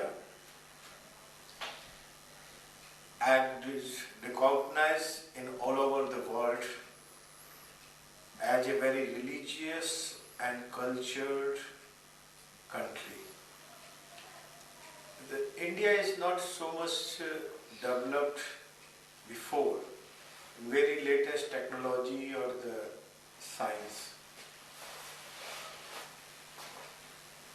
Well, it was also developed, that they say the concept of zero was developed in Indian mathematics. Yeah. I mean, they had, maybe not in mechanical means, I mean, Yeah. there's the observatory that Jai Singh, he made, also in Jaipur and also in Delhi. In Delhi. They copied it, but very accurate measurement Yes. of astronomy. Yes. But mostly that India has known as their own culture and own religion all over the world. Mostly the Western tourists and the people, they visit to India to visit the religious places Yes. and the historical places. But now the India is going also advanced technology. Yeah, technology. Also. So that time, at the Prabhupada's time, there was the need to give this message for the West that Indian religion and the Indian culture are still very rich, very positive, very accurate, and everybody can accept these things for their life. Even though they're not Indian. Even they are not Indian. I just tell you one thing, that you know that we have Lord Vedas, we have Purans, we have Srimad Bhagavad, we have Srimad Bhagavad Gita, Chaitanya Charitamrita, lot of scriptures in our religion. But there is not mentioned anything particularly that is for only Indians. Where you will find out the description, you will find out the description that these things for the human being or these things for all the living entities. But isn't the Indian religion based on birth? Don't you have to be born, in a certain caste, what to speak of a certain religion, in order to follow? No, that is based on the birth. So if I'm I'm born in America, how can I become a Hindu? Then when you can accept this philosophy and you can accept this religion, and you have followed these things, then automatically you will be change your mind and you will be change your heart. But that takes time. The time is the big factor. If you want to change everything within a month or within a year, this is not possible. That will take time. We have called this thing, that is, these things came according to sanskar, according to the practice in our life. If the people, they will act like that, they will accept all our Hindu religion and the Hindu culture. Sometimes we've been to temples like in Puri, even here in Vrindavan, and some of the Goswamis, the priests, they would tell us that we pray that in your next life you will be born in Vrindavan or in Puri, and then you can worship Krishna. But not in this life, because you were born in the Malecha, Yavana. But we pray that in your next life.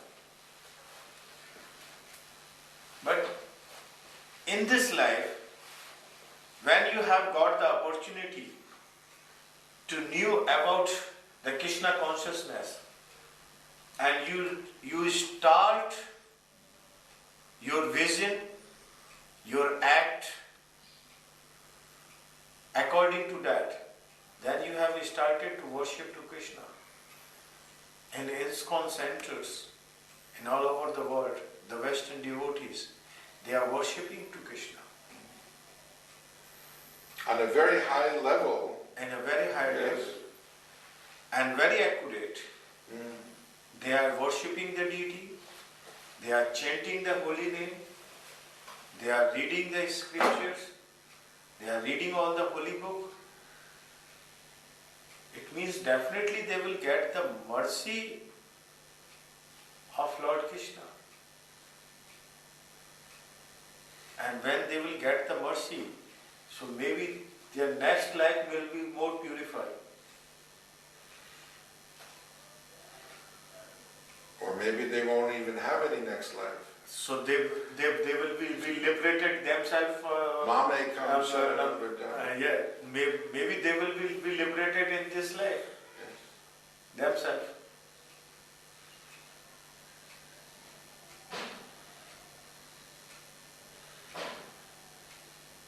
So this is not a. Personally, I can say these things, that those devotees who took the birth in the West, but they have accepted the Krishna consciousness and they are worshipping to Krishna, they are chanting this holy name, they are reading the scriptures, they are following Srila Prabhupada and Mahaprabhu's mission. It means that they have accepted by Krishna. Without the mercy of Lord Krishna, without the mercy of Sri Chaitanya Mahaprabhu, nobody can accept the Krishna consciousness. I know a lot of people. I met a lot of people. Some people, they came from the outside of Devotees? Devotees also, and the local Indians also. Oh. So some people, they came outside from the Vrindavan or from the West. When they entered in Vrindavan, they see the Vrindavan is very dirty, the roads are not very proper, there are very dirty sewage system, very bad smell. They feel not a positive views to see the Vrindavan. And somebody came, they entered in the Vrindavan, they don't care all these things.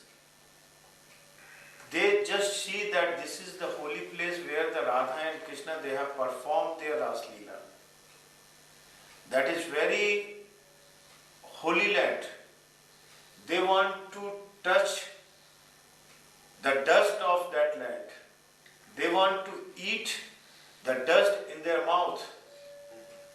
And still I see from my personal own eyes, a lot of devotees came from the India, from the different state, from Bengal and Odisha or the different part. They have put off their clothes and they have rolled on the dust of Vrindavan.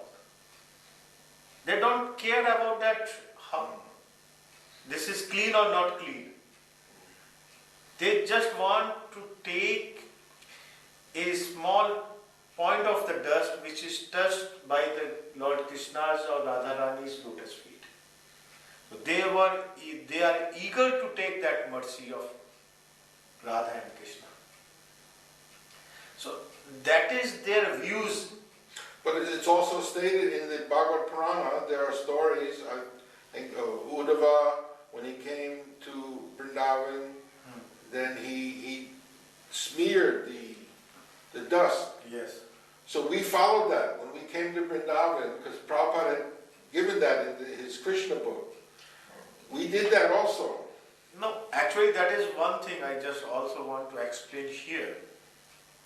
That is true that Vrindavan is now very different from the Krishna's pastime to right now.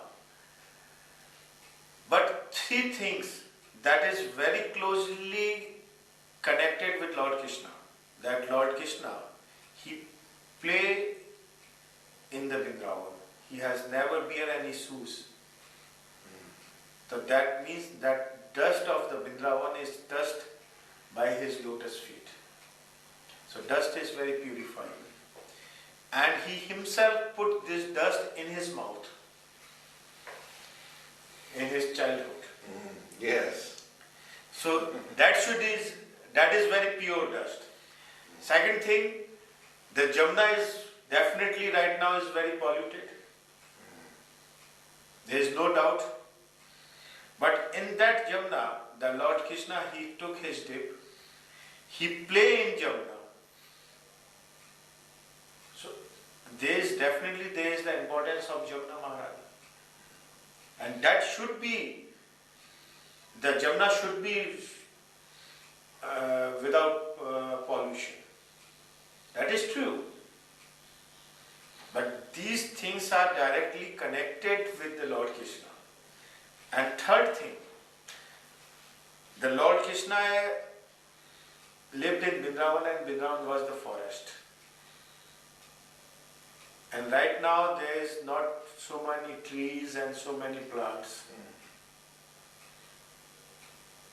When I came in 1971, there was much greenery. Yes. There was much greenery. But now there is not many plantation and not much tree. So there should be also the protection of these forests and these trees. This is also necessary. There were thousands of cows. Yes. In 1971 in Vrindavan. So now time is going to change, so many things are going to change. But one thing I told this thing to the devotees also, that in my life I have seen a lot of change in Vrindavan. You were born in which year? In 1955. So just at the time of this. yes. So that is also one thing which is written in the Srimad Bhagavad about the Kali Yuga, or which is written in the scriptures about the Kali Yuga. These things will be go also the true in Kali Yuga. So according to that, the things are going to change. Yes, deterioration. So in our history, Chaitanya Mahaprabhu, he did not write anything. The Goswamis who came, of course, in Lord Chaitanya, his mission, he actually rediscovered Vrindavan. The places where Krishna had performed his pastimes had over time become lost. And when the Lord came, that of course was the 16th century, Vrindavan was just uninhabited and just, land. So he determined the holy places, and then he sent the 6 Goswamis here. They resurrected these places, developed them, made temples, and they wrote many books, but they never wrote anything about themselves. The only one who wrote about the devotees was Krishnadas Kaviraj in Chaitanya Charitamrita. But even some like Sri Gopal Bhatta Goswami, he asked Kaviraj, please don't mention my name. So there is a reluctance of the devotees to write anything about themselves. Therefore we know very little about their personal lives. And it was only until then Srila Bhaktivinoda Thakur, he wrote, and you might say a diary, autobiography, but that was only meant for his family. He never published it. He didn't want it to be spread. But he wrote detailed, it's a diary of his activities. And Srila Bhaktisiddhanta, he did not write any diary, but his disciples, they kept diaries of his activities, so we know. And then Srila Prabhupada, he kept a diary. He made 2 diaries. One, a diary on the ship going to America, which we have published. Bhaktivedanta Book Trust has published. And then he kept a second diary in New York in 1967. So, but they were very small. And then later on, we asked Srila Prabhupada to write his autobiography. But Prabhupada was reluctant to do that. But he gave some information. He used to speak detailed information. So the fact that your great-grandfather, Sri Madhusudan Goswami, he had kept a diary. Yes. So this is very important, and it's actually in fulfilling all the Goswamis of this century. So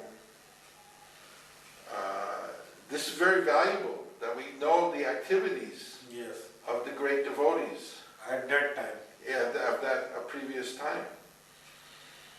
So you can perhaps show us the diaries kept by your great-grandfather.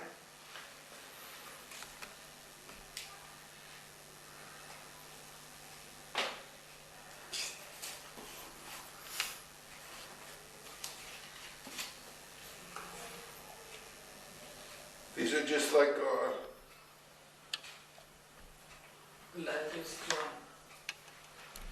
cow. oh, very nice. You can make it. Of course, we'll film this later.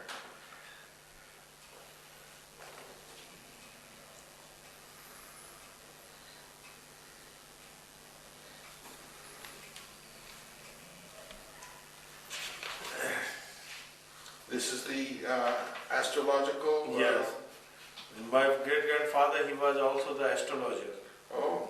So he made the charts of different of his disciples or the devotees. Colonel H. Smith. Yes. What year is that? This is 1907, 1911. This is 1911. Yes. These are the dates. And here I just show you that my great-grandfather, he was in Balighai in West Bengal, this place. Balighai. Yes. So there was some program or some preaching program or some big festival there. So he arrived on 6th September 1911. So here was mentioned when he arrived at that place, Bimla प्रसाद सिद्धांत सरस्वती भी वहीं 21 पर आए, रामानंद दास बाबा जी भी वहीं थे, अंतरंग विचार भया. So this is written in Hindi, but I explain in English that Bimla Prasad Siddhanta Saraswati came to visit him at 9 p.m. where he was staying. And there was Ramanand Das Babaji was also there, and there was some intimacy talk was between of them. And 7th September 1911, रात्रि को बिमला प्रसाद सिद्धांत सरस्वती का ग्रंथ सुना, बहुत अच्छा लिखा है. Bimla Prasad had written some book, and he read that book in front of my great-grandfather, Sharva Madhusudan Goswami. So he was told that that was very nice written. What word did they use in Hindi? बहुत अच्छा? बहुत अच्छा लिखा है. And there was some meeting in Balighai, and that was written, यथा समय अधिवेशन भया, आज 4-5 हजार आदमी था, गोपीनाथ, रामानंद दास, मधुसूदन अधिकारी, हम बिमला प्रसाद सबने प्रवचन दिए. सभा समाप्ति पर चरण छूने को सैकड़ों आदमी दौड़ पड़े, गिर गए. पुलिस ने बेंत मारकर हटाए. जैसे तैसे हम बाहर आकर बैठे. 1.5 घंटे तक सड़क पर लोग पांव छूते रहे. As the proper time, the meeting was start. There was about 4,000-5,000 people, devotees. Gopinath, Ramananda Das, Madhusudan Adhikari, Bimla Prasad, Siddhanta Saraswati, and my great-grandfather, they were all there. They have delivered the lecture. Some spiritual lectures. Pravachan. And when the program was finished, thousands of people, they have run to touch their feet. So they have, somebody has fallen down and the crowd was not under control. So then the police was controlled that crowd. Very hardly we came from stage to the outside on the road, and on the road we stand 1.5 hours. The people they are coming, people they are coming to touch their feet. So for a 1.5 hours they stand on the road. The people they are coming to touch their feet. People they are coming to touch their feet. Next day, 10th September 1911, there was mention that the सभा खूब धूमधाम से बही. बिमला प्रसाद, मधुसूदन, रामानंद सबने खूब जोर से प्रवचन दिया. There was a very nice program, and Bimla Prasad Saraswati, Madhusudan, Goswami, Ramananda, etc. They have delivered the pravachan very nicely. And after when the meeting was finished, then the police has made the arrangement. All they have put their feet on the table, and police has made the line. So every devotees, they come and touch their feet. From one side they entered and touch their feet and exit on the other side.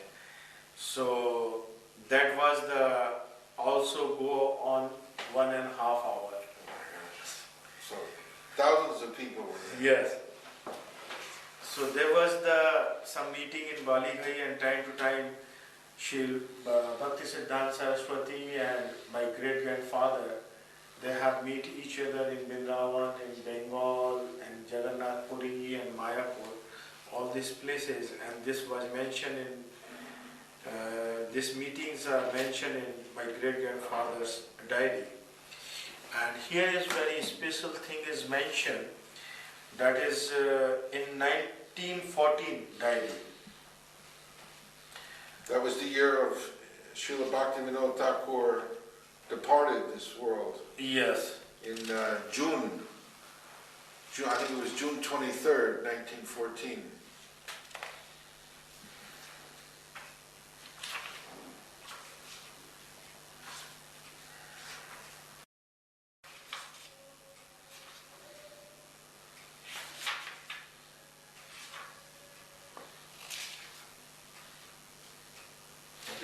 This book is 90 years old.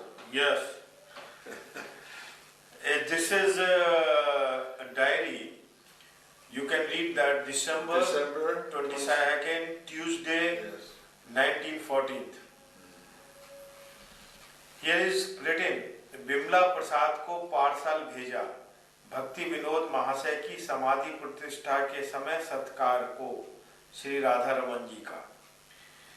My great grandfather, on 22nd December 1914, he had sent some Radha-Raman ji's Mahaprasad in parcel by post at the ceremony of the installation of Bhakti Vinod Thakur Samadhi.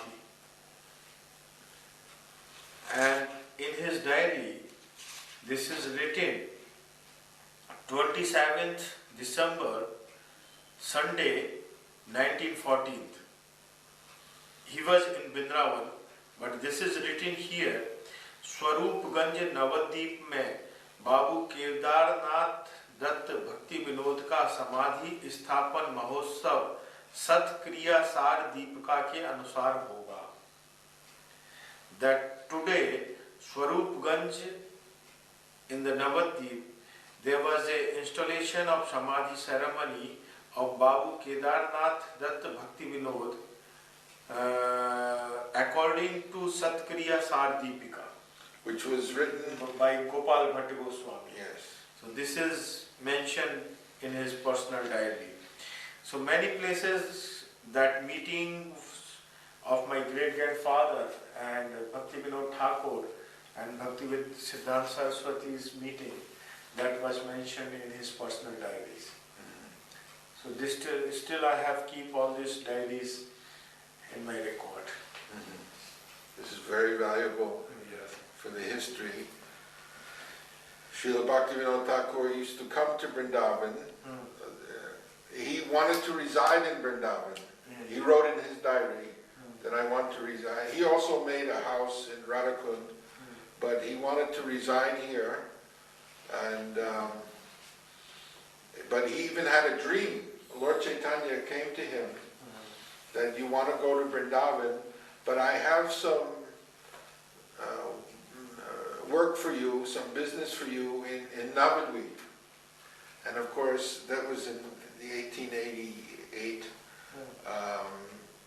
Srila Bhaktivinoda Thakur had to discover, or actually rediscover, the birthplace of Lord Chaitanya,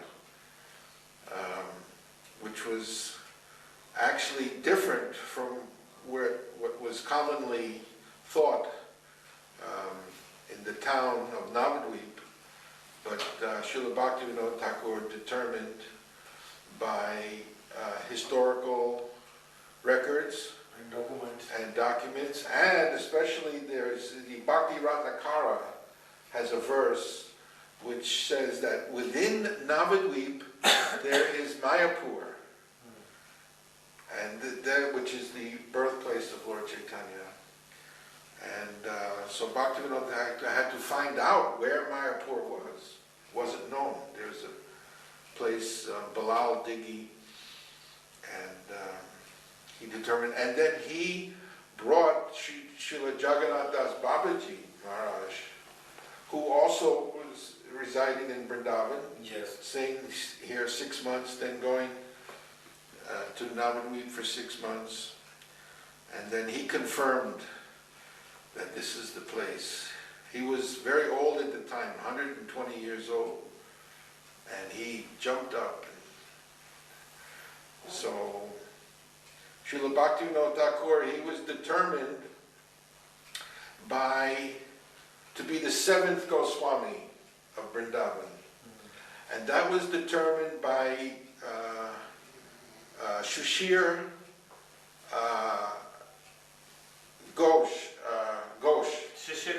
Shishir Kumar Ghosh, who was the founder of the Amrit Bajar Patrika group. Yes. And perhaps you can tell us about that, yes. There is a picture of Srila Prabhupada and my father and the chief editor of Amrit Bajar Patrika from Calcutta, the Tushar Kanti Ghosh. So he was the son of Shishir Kumar Ghosh? And he was the son of Mahatma Shishir Kumar Ghosh, who was the founder of Amrit Bajar Patrika group in Calcutta. And he had written a lot of books about the Mahaprabhu. Yes. And all the Patrika family, Mahatma Shishir Kumar Ghosh and Tushar Kanti Ghosh, they are all the disciples of our great grandfather and grandfather and father. So we had relation of this family last 5 generations. Yes, we used to go to, of course I knew Taran Kanti Ghosh. Yes. Tarun Kanti Ghosh, he was the grandson of Mahatma Shishir Kumar Ghosh. He became MP. Yeah. Before he was the minister in the West Bengal government, and then he was become a member of parliament. So every year, time to time, he came to visit my place and he took prasad at my place. He visited these places also. It's a very small world. Yes, that is very small world.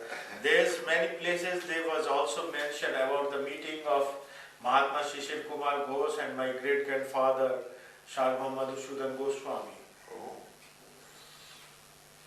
So we'll want to go through these diaries. Yes. They're very important details. Yes.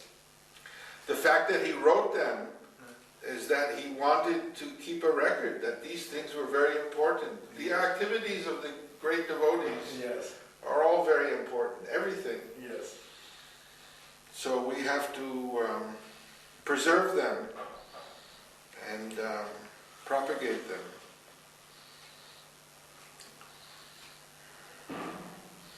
And of course this is the photo of the installation. This photo on the installation ceremony of Krishna Balaram temple, 1975. 1975. This is the picture of Srila Prabhupada and this is the picture of my father, Shri Vishwambar Goswami. So both, they were sitting together. He was Prabhupada's personal Friend. chief guest Yes. at that function. Prabhupada has always give respect and honor to my father. Yes. Prabhupada, on that day, Prabhupada assigned me to serve your father and take care of him, see that everything, he was comfortable, and to personally see throughout. There were several days of activities. That program. Yes. So he's there with holding Japamala.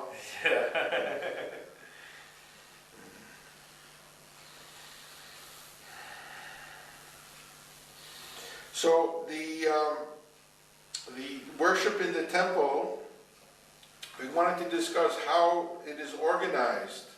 I mean, it's a very elaborate, to do all the different, artis and rituals, bathing, abhishek, and the festivals. How is this organized?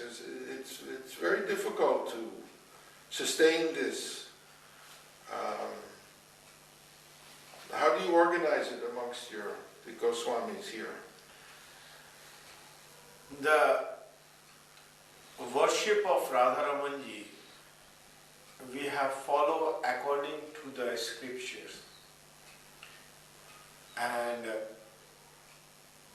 we have all the Goswamis, they have done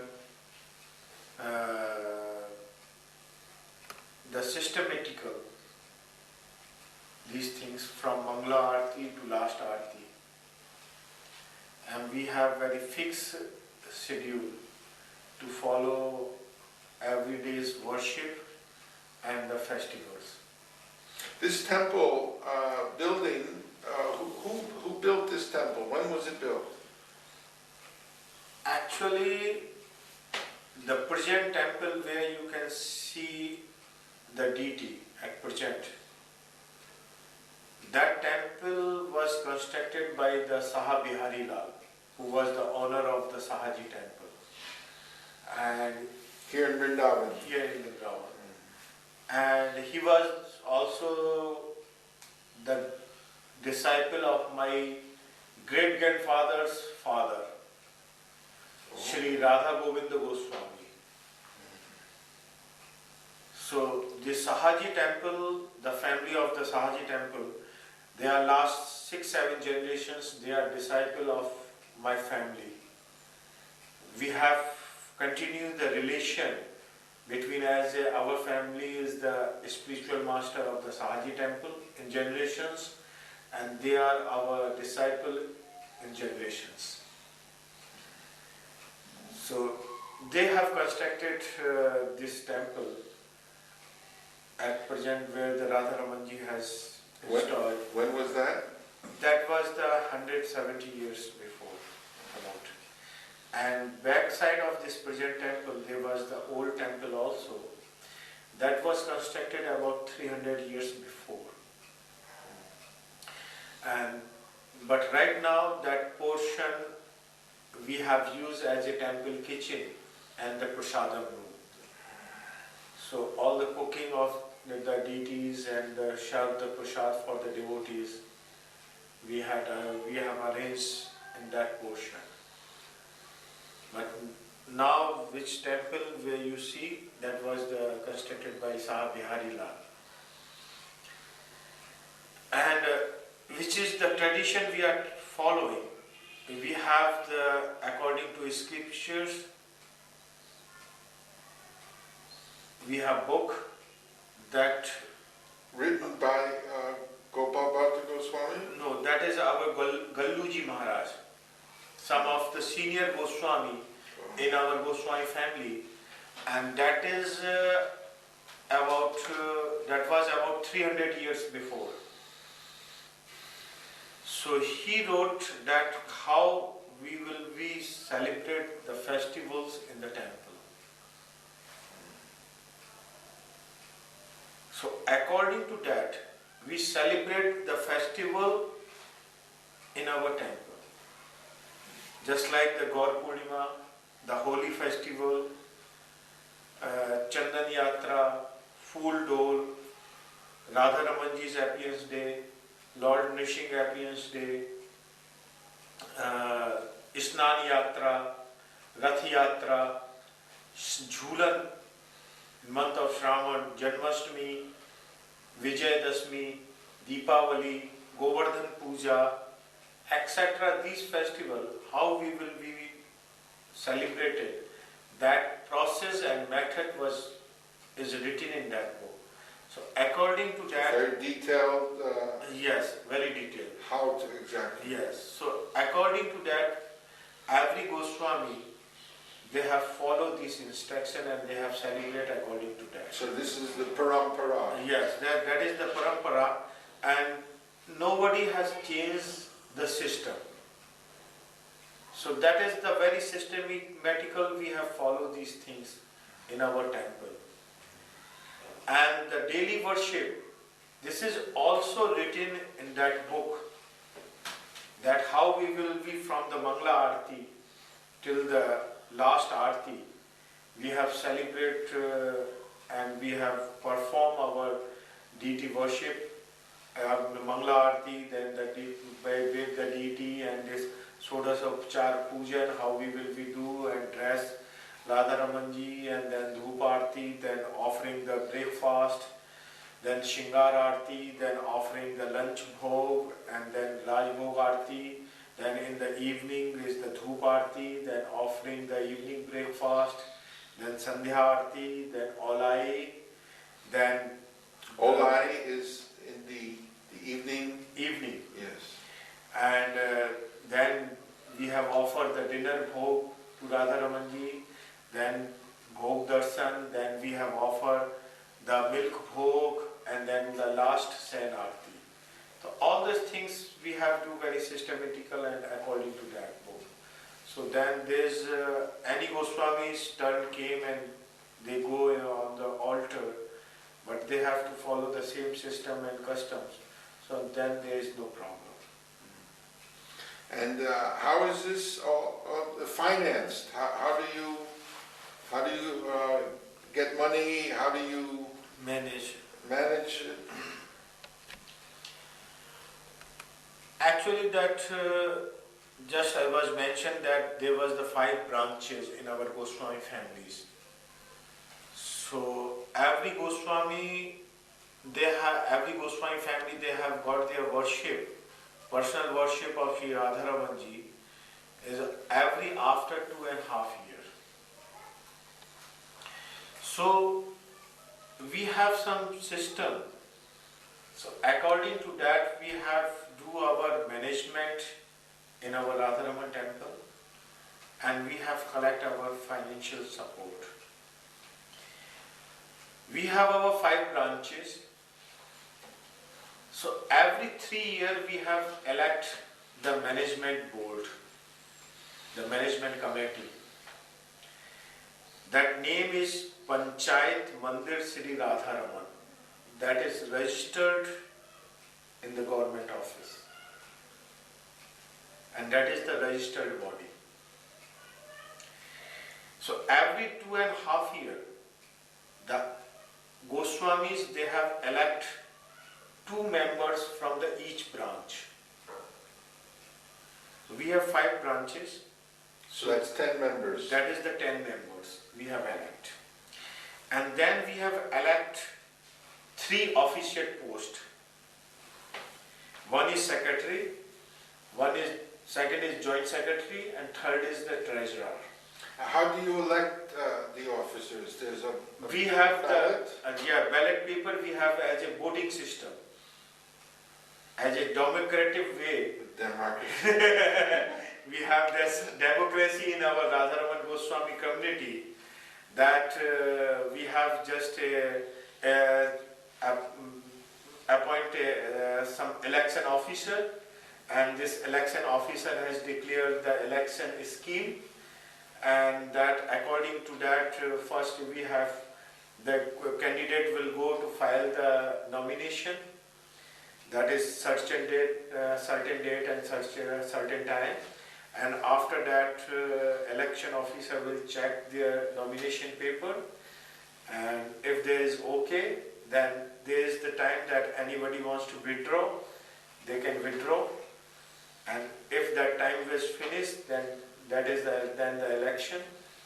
Then the Goswami members who can entitled to give the vote, that Goswamis, those who are entitled to go in the service of Radharamanji on the altar, they are voter.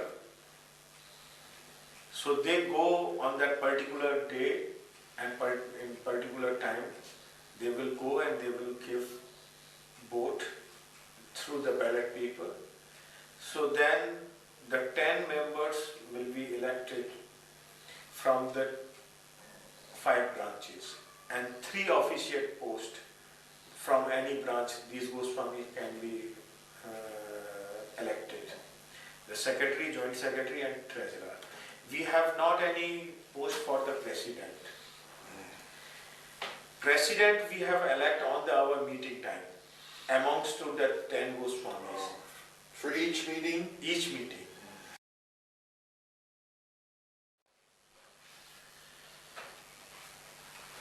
We have not a elected president post. Temple president. Temple president. When we have do our meeting of the management, at that time, amongst to the 10 members, we have elect the president for the during the meeting. When the meeting will finish, the president, the post of the president is finished. So that is amongst to the 10 members, anybody can be a president on the during that meeting time. So that was not any permanent post of the president. So this management, we have called this management committee, that has take care of the temple management in the temple. They have do their all the regular office work and the regular maintain the accounts. As a financial, we have some funds which is deposited in the government companies and the bank, which we have received from the devotees and the disciples. And that money we have fixed in the fixed deposit in the bank. And you get the interest. And we get the interest. So regularly we got the interest from the bank, and according to that we have do our expenses. And regularly we have received the donations from the devotees and the disciples. So does the temple own lands? the temples, they have their some own properties. The families or the temple? No, temple, the temple of RADHARAMAN. The deities, they have their own some properties, and we have received some rents also regularly. So that is the main source of income as a financial for the temple. And every year, in the beginning of the year, we have made the financial budget, that these are our income, and according to that we have made our expenditure for the whole year. So if any deficit budget, so we have discussed how we will be collect more our financial sources. So these things... Do you publish these accounts? No, we have not published that account, but we have discussed in our RADHARAMAN Goswami's management book committee, and in the general body also, in the management body also, and we have regularly submit these accounts in our in the income tax office. So these things we are doing very properly in our temple. Now I wanted to ask a sensitive question, that because in every organization and amongst individuals, we know in our ISKCON that you'll have certain persons who are not able to follow the high standards in behavior, the regulative principles. We have I'm sure you must also be following, Prabhupada established 4 regulative principles: no illicit sex, no intoxication, no gambling, and of course no meat eating. So, what happened is, suppose someone, of course, in the RADHARAMAN temple, the families, if someone is not following these principles, how do you deal with this situation? Do you just tolerate the behavior? I mean, the person cannot be expelled because it's family situation. So how do you rectify? Try to rectify, or if maybe you cannot rectify, and you just have to tolerate the bad behavior. So do you have any mechanism for trying to rectify this, or how do you deal with this situation? In our RADHARAMAN Goswami community, this is not a big thing, because when we have took birth in the Goswami family, so from the very beginning or the childhood, we have under the control of our parents and the senior Goswami members. So generally we have got all this proper, to go on the proper track, on the traditional, very properly and strictly. So we had followed these things very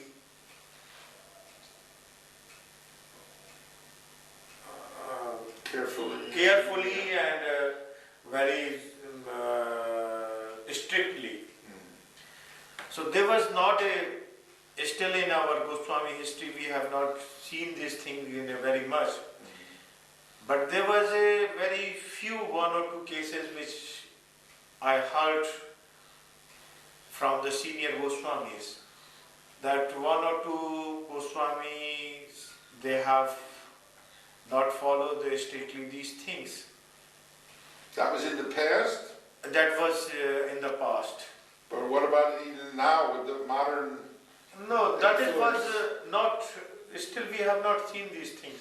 But we have seen these things, so that was the example, the past example for at the present Goswamis also. That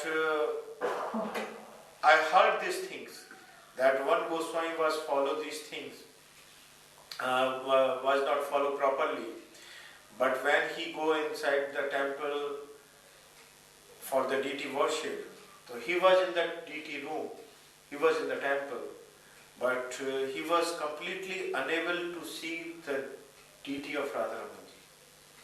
That way is the deity. In the temple room, he was unable to see the where is RADHARAMAN. He became blind? No, he was not blind. Oh, but the deity became invisible to him. Yes. But he was unable to visualize the deity of RADHARAMAN, that where is on the throne. Because he was not following the pure behavior. Yes. So that was the something. And one Goswami, which I heard also from our senior Goswamis, that he also not follow properly these behaviors. So fortunately or unfortunately, what you can say, that he was not able to go in the temple for the deity worship. So these things is there. So from that past, the present, we have known these things. So we have very strictly, we have followed these things. So there was not any big. So someone who was not following the proper behavior, he would not want to enter the temple. Yes, this I have no few examples.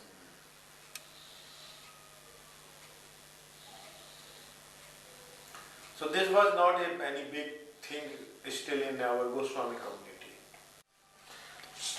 Because I was one of the first devotees to come to Vrindavan in 1971, so I know that people were amazed,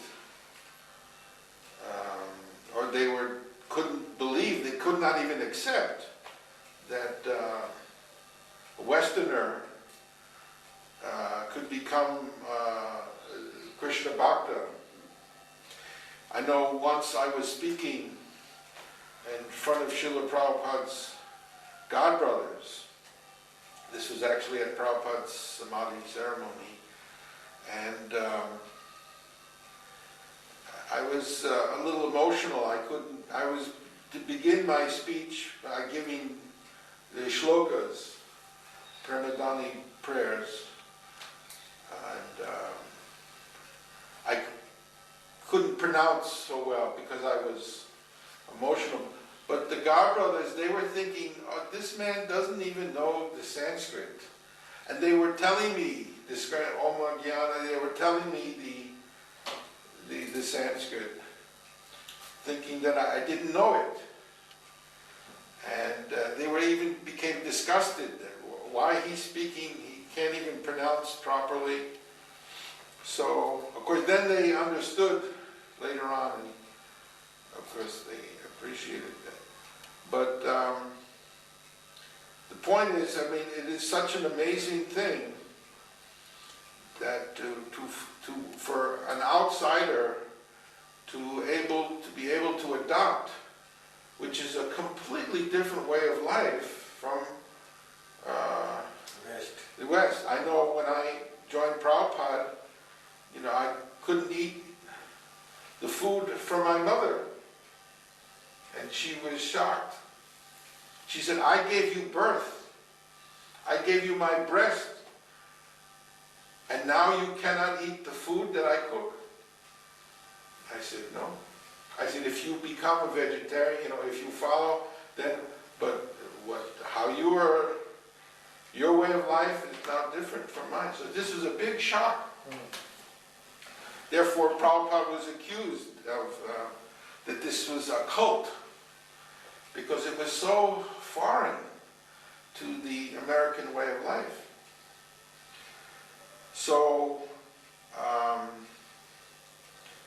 I can understand how there would be a big, a big thing in Vrindavan to see a Westerner following. Now I understand, and Prabhupada discussed this. Actually, one devotee was telling Prabhupada about it, that it must have been in the 1930s, or maybe 20s, that a Westerner, an Englishman, came to Vrindavan, and he became a devotee. His name was Ronald Nixon, and as I understand it, he was a pilot in World War I, which was, 1918. And while he was flying his combat plane, he had some vision in the clouds of a person who was colored blue and with jewels and various details. And later on, this had a very profound effect upon him, and he was asking, who is this person? And from gradually, his friends told, well, someone told him that this sounds like someone from India, and then someone said, yeah, and maybe mentioned Krishna or something. And He came to India to find out more about this, who he saw. And eventually he came to Vrindavan, and he went to the RADHARAMAN temple. And he became, as I understand, a devotee. And he was even initiated. And his name was Krishna Prem. And do you know anything about this? I will just explain you about very brief the life of Ronald Nixon. The Ronald Nixon, he completed his graduation in Cambridge University in England as a English honors. And after that, he had joined the Royal Air Force in British. And he was the pilot. In the First World War, they ordered to attack in Germany. So he take off the plane and he attacked in Holland. But then in the sky, in the cloud, he see that blue vision, and that was protecting him. So incidentally, all of his colleagues and other in plane, they would die. That plane was crashed. But only Ronald Nixon, he returned back to Britain. But he didn't know how. But he feel that from that blue vision, that some light has entered in his body, and that saved him. Fortunately, he met the Vice Chancellor from the Lucknow University at that time in England. So he was searching to some expert as an English professor for the Lucknow University. So in some place in the meeting, he met with the Ronald Nixon. So professor from the Allahabad, the Vice Chancellor from the Allahabad Lucknow University, he was very much impressed with the Ronald Nixon, and he immediately appointed him as a professor in Lucknow University. So he came to India, then he read the scriptures. First he read the Buddhism. In beginning he was very much impressed about the Buddhism. But later on he came to study about the Srimad Bhagavad and Gita. And at that time, the Vice Chancellor's wife, she take care personally to Ronald Nixon. And she put her name as a Gopal. She called the Ronald Nixon as a Gopal. That was his second name in India. So, and he was very much attached to the Indian religion and Lord Krishna. And that Vice Chancellor wife, she was the very great devotee. She has personal feelings to talk of Radha and Krishna. So she told him all the Personal leelas of Krishna. Yes.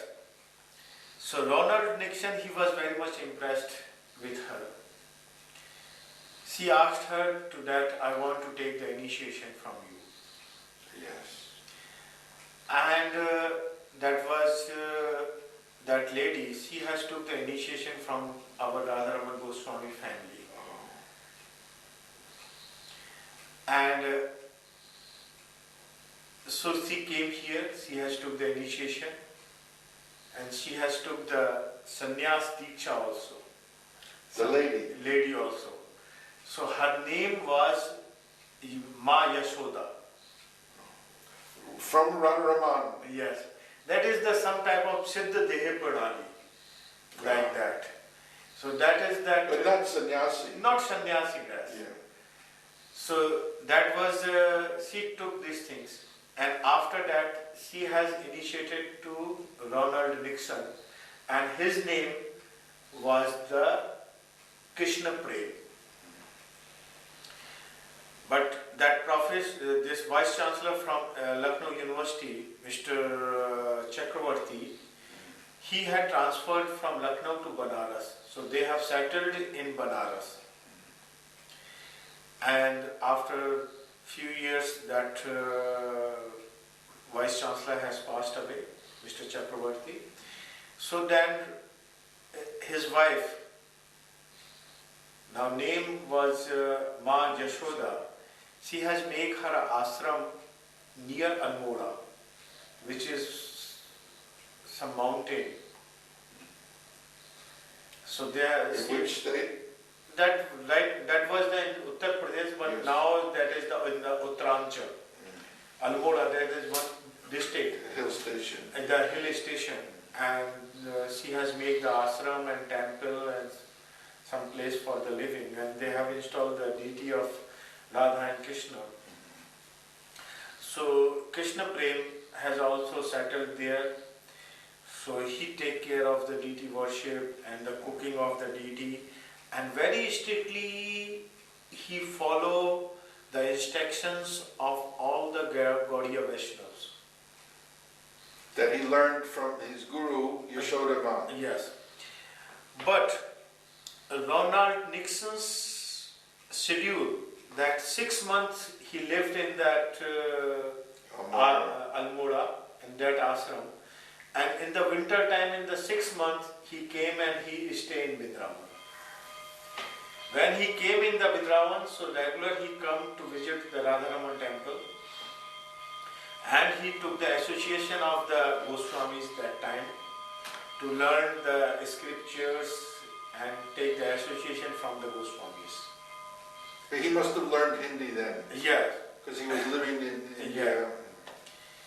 So in his biography, that was also mentioned that when he came to Vrindavan in the beginning, his time, in his spiritual life, he is not very much believe about the Chaitanya Mahaprabhu.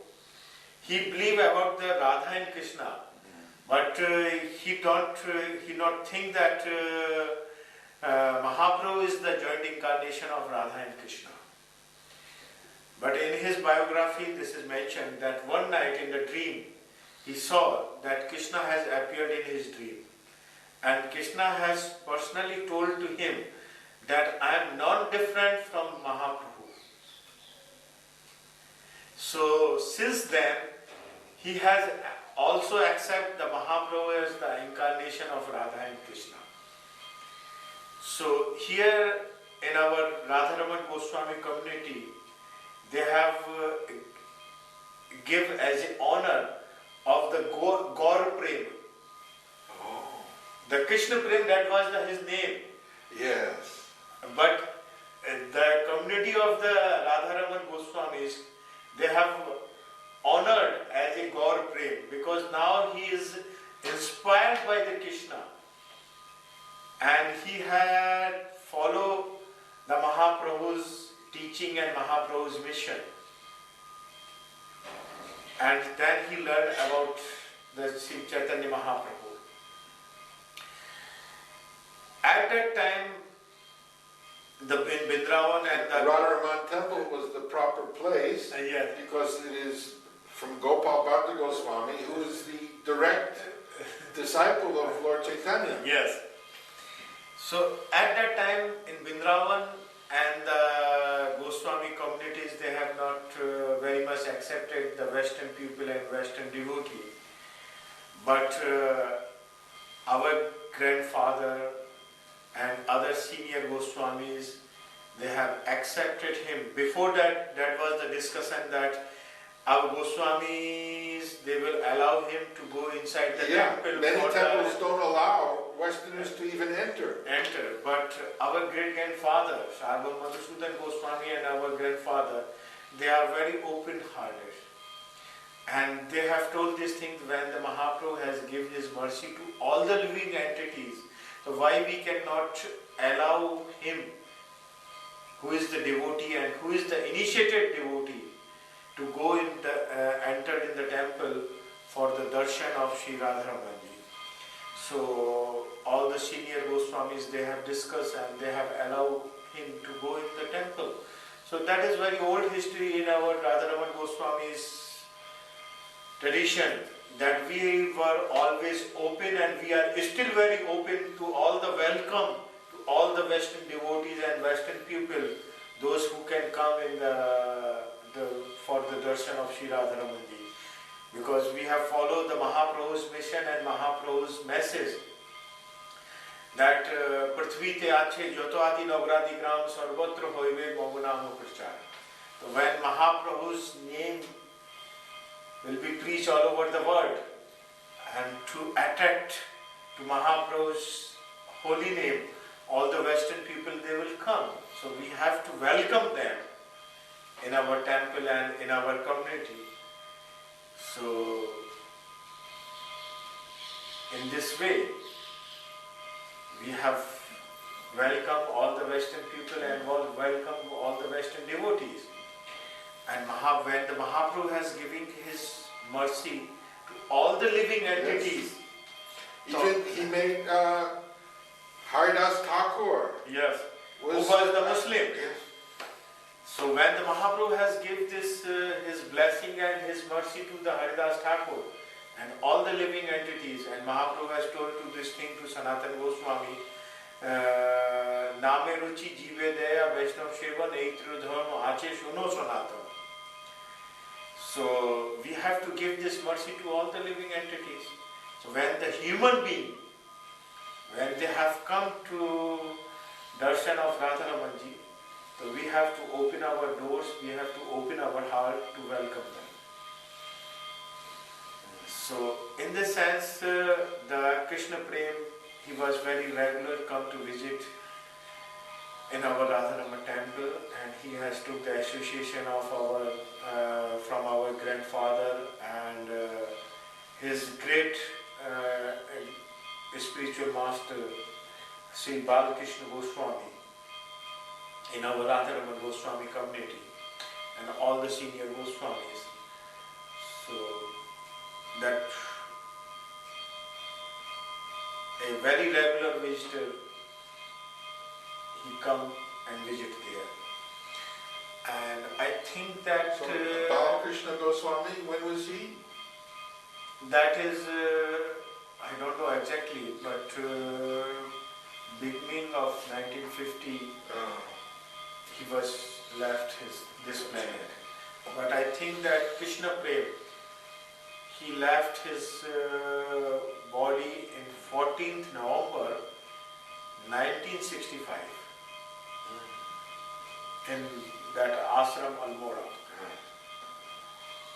So he was a very great devotee, and he was very strictly follow all the Vaishnava rules and regulations and the tradition. And sometime when I was read his biography, I think that in his previous life he was also the great devotee of Krishna. But unfortunately that was some his karma that he took his birth in Britain. But again by the grace of Radha and Krishna, he became a very great devotee. Prabhupada told us about myself. He said that in my previous life I was Indian, and that I was a devotee. Yes. But I couldn't complete, so I had to Take birth in the New York City.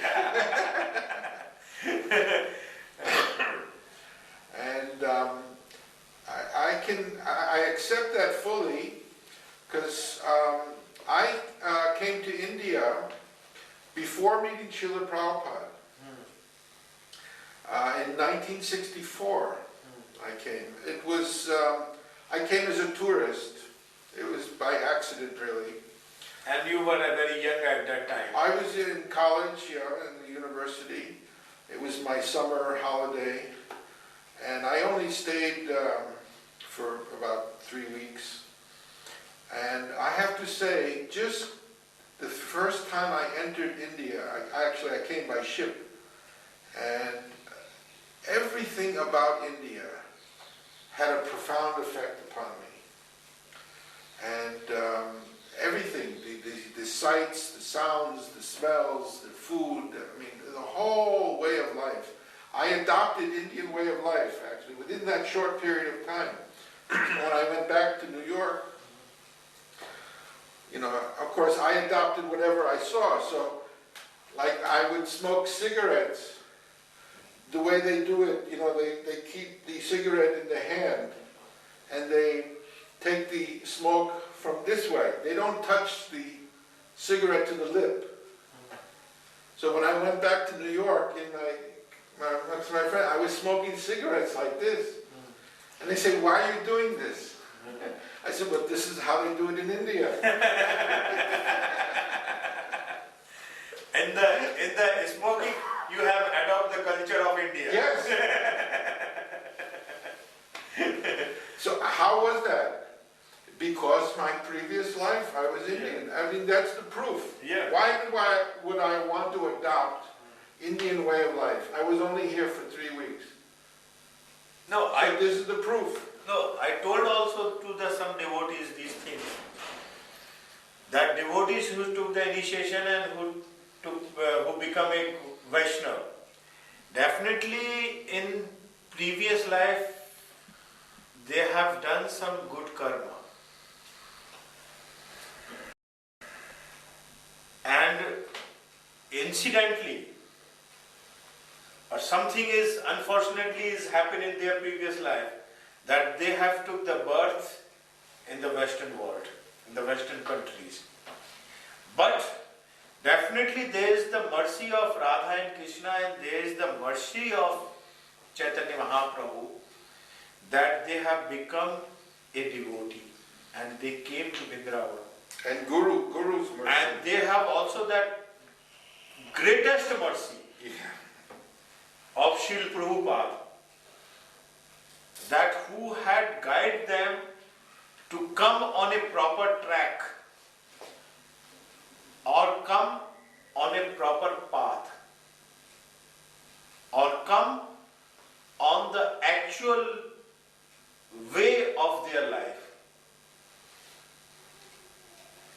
And they have accepted these things. And they came to the Vrindavan, they came to the Mayapur, they came to the Jagannath Puri, and they have following their life as a devotee. So without the mercy of Radha and Krishna, without the mercy of Chaitanya Mahaprabhu, and without the mercy of the Guru, nobody can do. So that is definitely that is the arrangement of Radha and Krishna Mahaprabhu and Gurus. That they have followed this mission to spend their spiritual life. I once heard you speak, you often come to our temple and speak. I once heard you speak about the Hare Krishna internet. And that always had I appreciated that. So I want to ask you, what is your message for devotees all over the world? Actually,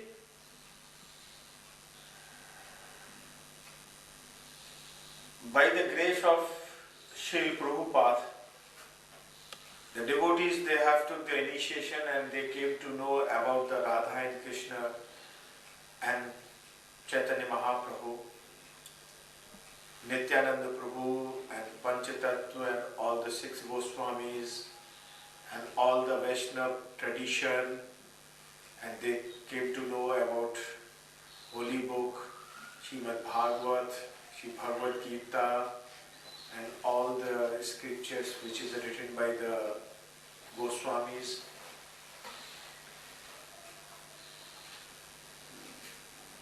So they should be follow these things in their life.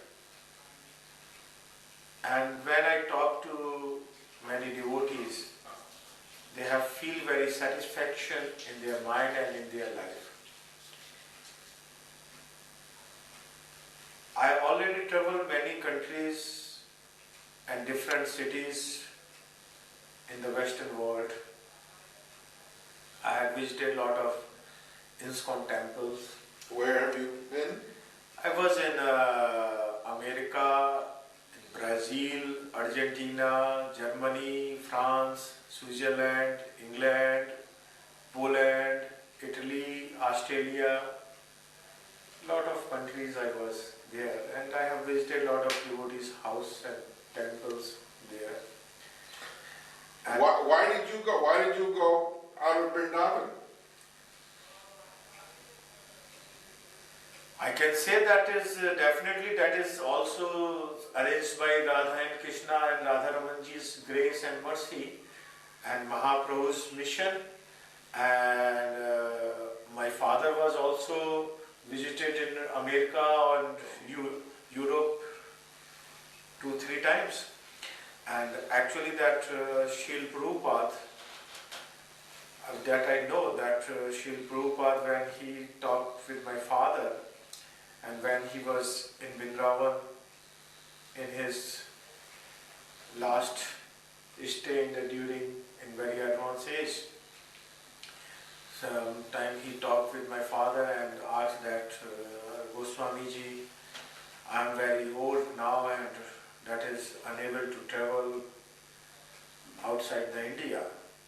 But after me you have to take responsibility to visit in different countries where we have installed the Radha Krishna's deity and God Nitai's deity and different Ram Lakshman Sita's deity in different temples and different countries. And time to time you have to guide our devotees. So Prabhupada gave this a request to your father. So then my father has made the plan and devotees they have request to my father. So he had also 2-3 times in America and one time he was in Europe. When did your father pass away? My father has passed away in 1987. And after that many devotees they came and visit my place. And they have asked me... So that was 10 years after Srila Prabhupada's Yes. disappearance. So then the devotees they have asked me to visit in the West to give the lecture and program and some guidance to the devotees. So I go in the West and give the pravachan and lecture and what is their questions I answered according to the scriptures. What did you do in Poland? Poland, actually, the Indradumna Swami, he was celebrating some summer camp and some summer festival. At that time, about 400-500 devotees with him. So I was with him, and they have give some program in some town. I have not remembered the name of that town. So that was the Harinam Sankirtan in that town and the big procession and the big festivals in the tents. So I was there and I have given the lecture about RADHARAMANji and Mahaprabhu's teaching and preaching. So I was with the Indradumna Swami. Has any other RADHARAMAN Goswami gone outside? Now 3-4 other Goswamis they have gone also. Oh, yes. So it is stated in the scripture, or maybe the Dharma Shastra, I'd like to know, that a sadhu should not cross the sea. Is this true? Yeah, this is written in the scripture. Which scripture? I don't know. It's some Dharma Shastra? Yes. So, but my father has made this tradition when he go visit in the West and he back, directly from the Delhi airport, he came to the Radha Kund and he took dip in the Radha Kund and Sham Kund. And he take the Achman, take the water of the Radha Kund and the Sham Kund. And then he came to Vrindavan and directly he go to the temple of the darshan of Radharamanji and take Charnamrita of Radharamanji, and then he entered in the house. So that was his like a sanskar, right? that is some sanskar or some purificatory. to purification Yes. from himself if anything is happened wrong. So this thing was done by him, and I am also follow these things. When I came from the West, I go to the Radha Kund, take dip in Radha Kund, Sham Kund, and come to the Radharaman temple. First go to visit in the temple and take the Charnamrit, and then So just come, as your father did, you yes, also. then come to my house. And I want to give this message to the Western devotees when I go into travel in the West also, that Mahaprabhu has given this mercy, and by the Srila Prabhupada you have got this mercy to chant this holy name. And in this Kali Yuga, this Harinamo, Harinamo, Harinaveva Kevalam Kalau Nasteva, Nasteva, Nasteva Gatiranyatha. The Harinam is only the way to approach to Krishna. The Western world is very developed in the latest technology and the science. So sometime in the West I ask the devotees that you are working on the computer and you are working on the internet. So can you tell me any email address of the Krishna? That what is the email address of the Krishna? So directly we can send our email and directly we can... Because everyone is sending email. That's the life. Yeah, so... To send and receive. receive. Every day. Every moment. So devotees, they not answer these things. This is my question. So I told that today I just tell you. And you know that email address of Krishna, but you are not trying to properly to make your connection, your internet connection between you and Krishna. So you should try this connection nicely so you can get. So I told the devotees that Hare Krishna, Krishna Krishna, Hare Hare, Hare Ram, Ram Ram, Hare Hare .com. So this is, if you will chant this holy name of Krishna, so definitely you will get the connection of Krishna and you will get the mercy of Lord Krishna, of Sri Chaitanya Mahaprabhu, and definitely you will get the mercy of Sri Prabhupada and your spiritual master. So this is the message for the Western devotees. They should continue to chant this holy name. So definitely they will inspire to chant themselves to come to visit these holy places. And to come to Vrindavan. And come to Vrindavan and visit all the... Prabhupada wanted everyone to come at least once a year. To visit the To come to Vrindavan. And visited all the 7 temples and samadhis of all Goswamis and Krishna Balram temple, and there is also the samadhi of Srila Prabhupada. Yes. And they will feel the inspiring power from these places. Yes.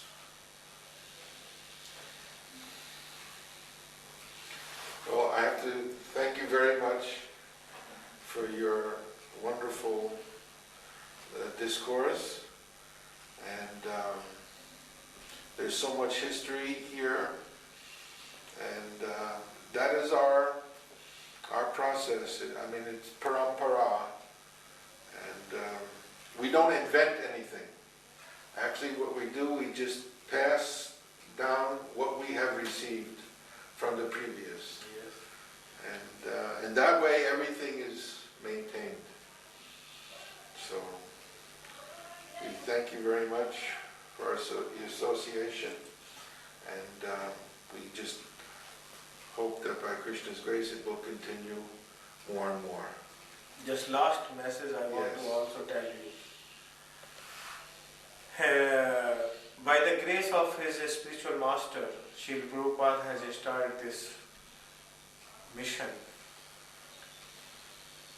And he established this International Society for Krishna Consciousness and established lot of temples, gurukuls, gausalas, Govinda's restaurant, preaching centers, Naam huts.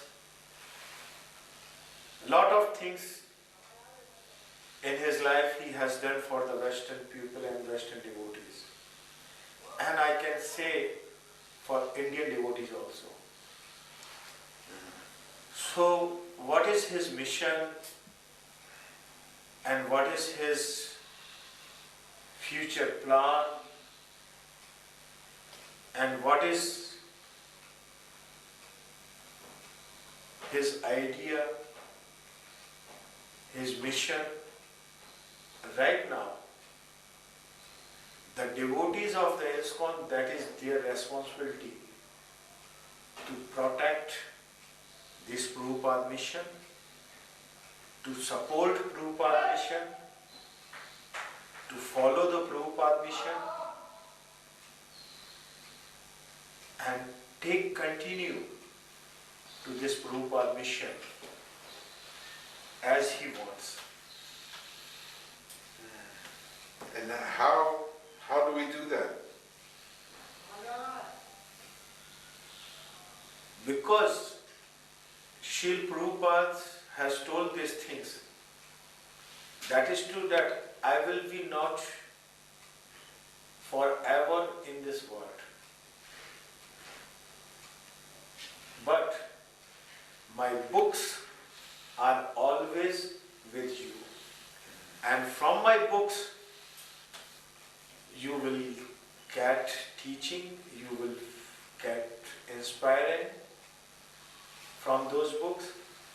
So that is the Prabhupada's words, that you always read this Prabhupada book and inspiring yourself. You should never feel that Prabhupada is not with you. He is always with his disciples and his devotees. And his temples, where he installed the deity, these places are also inspiring the devotees, that Prabhupada is always with them.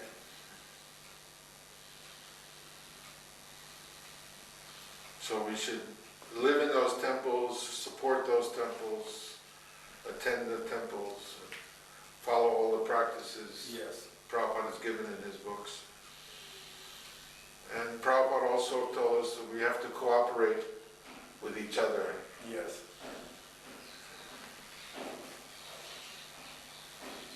Just as we cooperated with him.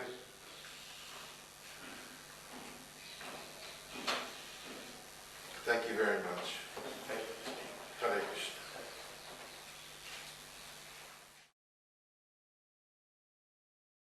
That particular place where the Gopal Bhatt Goswami, he worshipped the Shaligram Shilas,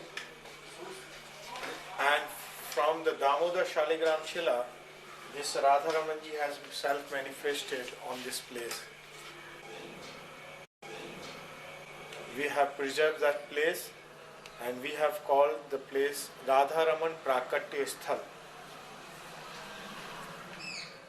This is the peepal tree. At the time of Gopal Bhatt Goswami, he worshipped the Shaligram Shilas and he hanged the Shaligram Shilas in the basket and hanged that basket on this tree. This is the Samadhi of Sri Gopal Bhatta Goswami and all the other Goswamis' Samadhi inside. Which Goswamis? Our Goswami families, All the family. all the families' Samadhi is inside. प्रभु खेल निराले करते हो, प्रभु खेल निराले करते हो, प्रभु खेल निराले करते हो, प्रभु खेल निराले।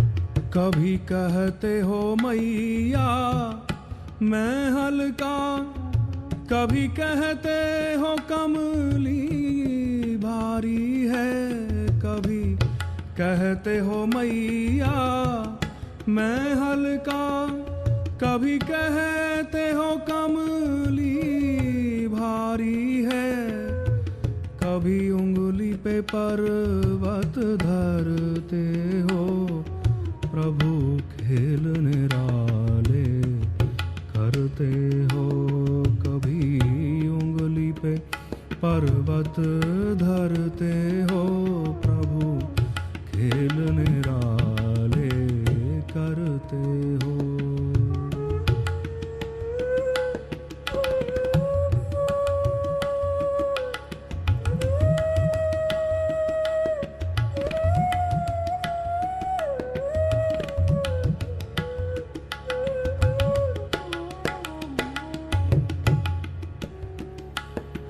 कभी कालिय से नहीं घबराए, कभी कंस को शेर नजर आए, कभी कालिय से नहीं घबराए, कभी कंस को शेर नजर आए, कभी माता की डांट से डरते हो, कभी माता की डांट से डरते हो, प्रभु खेल निराले करते हो, प्रभु खेल निराले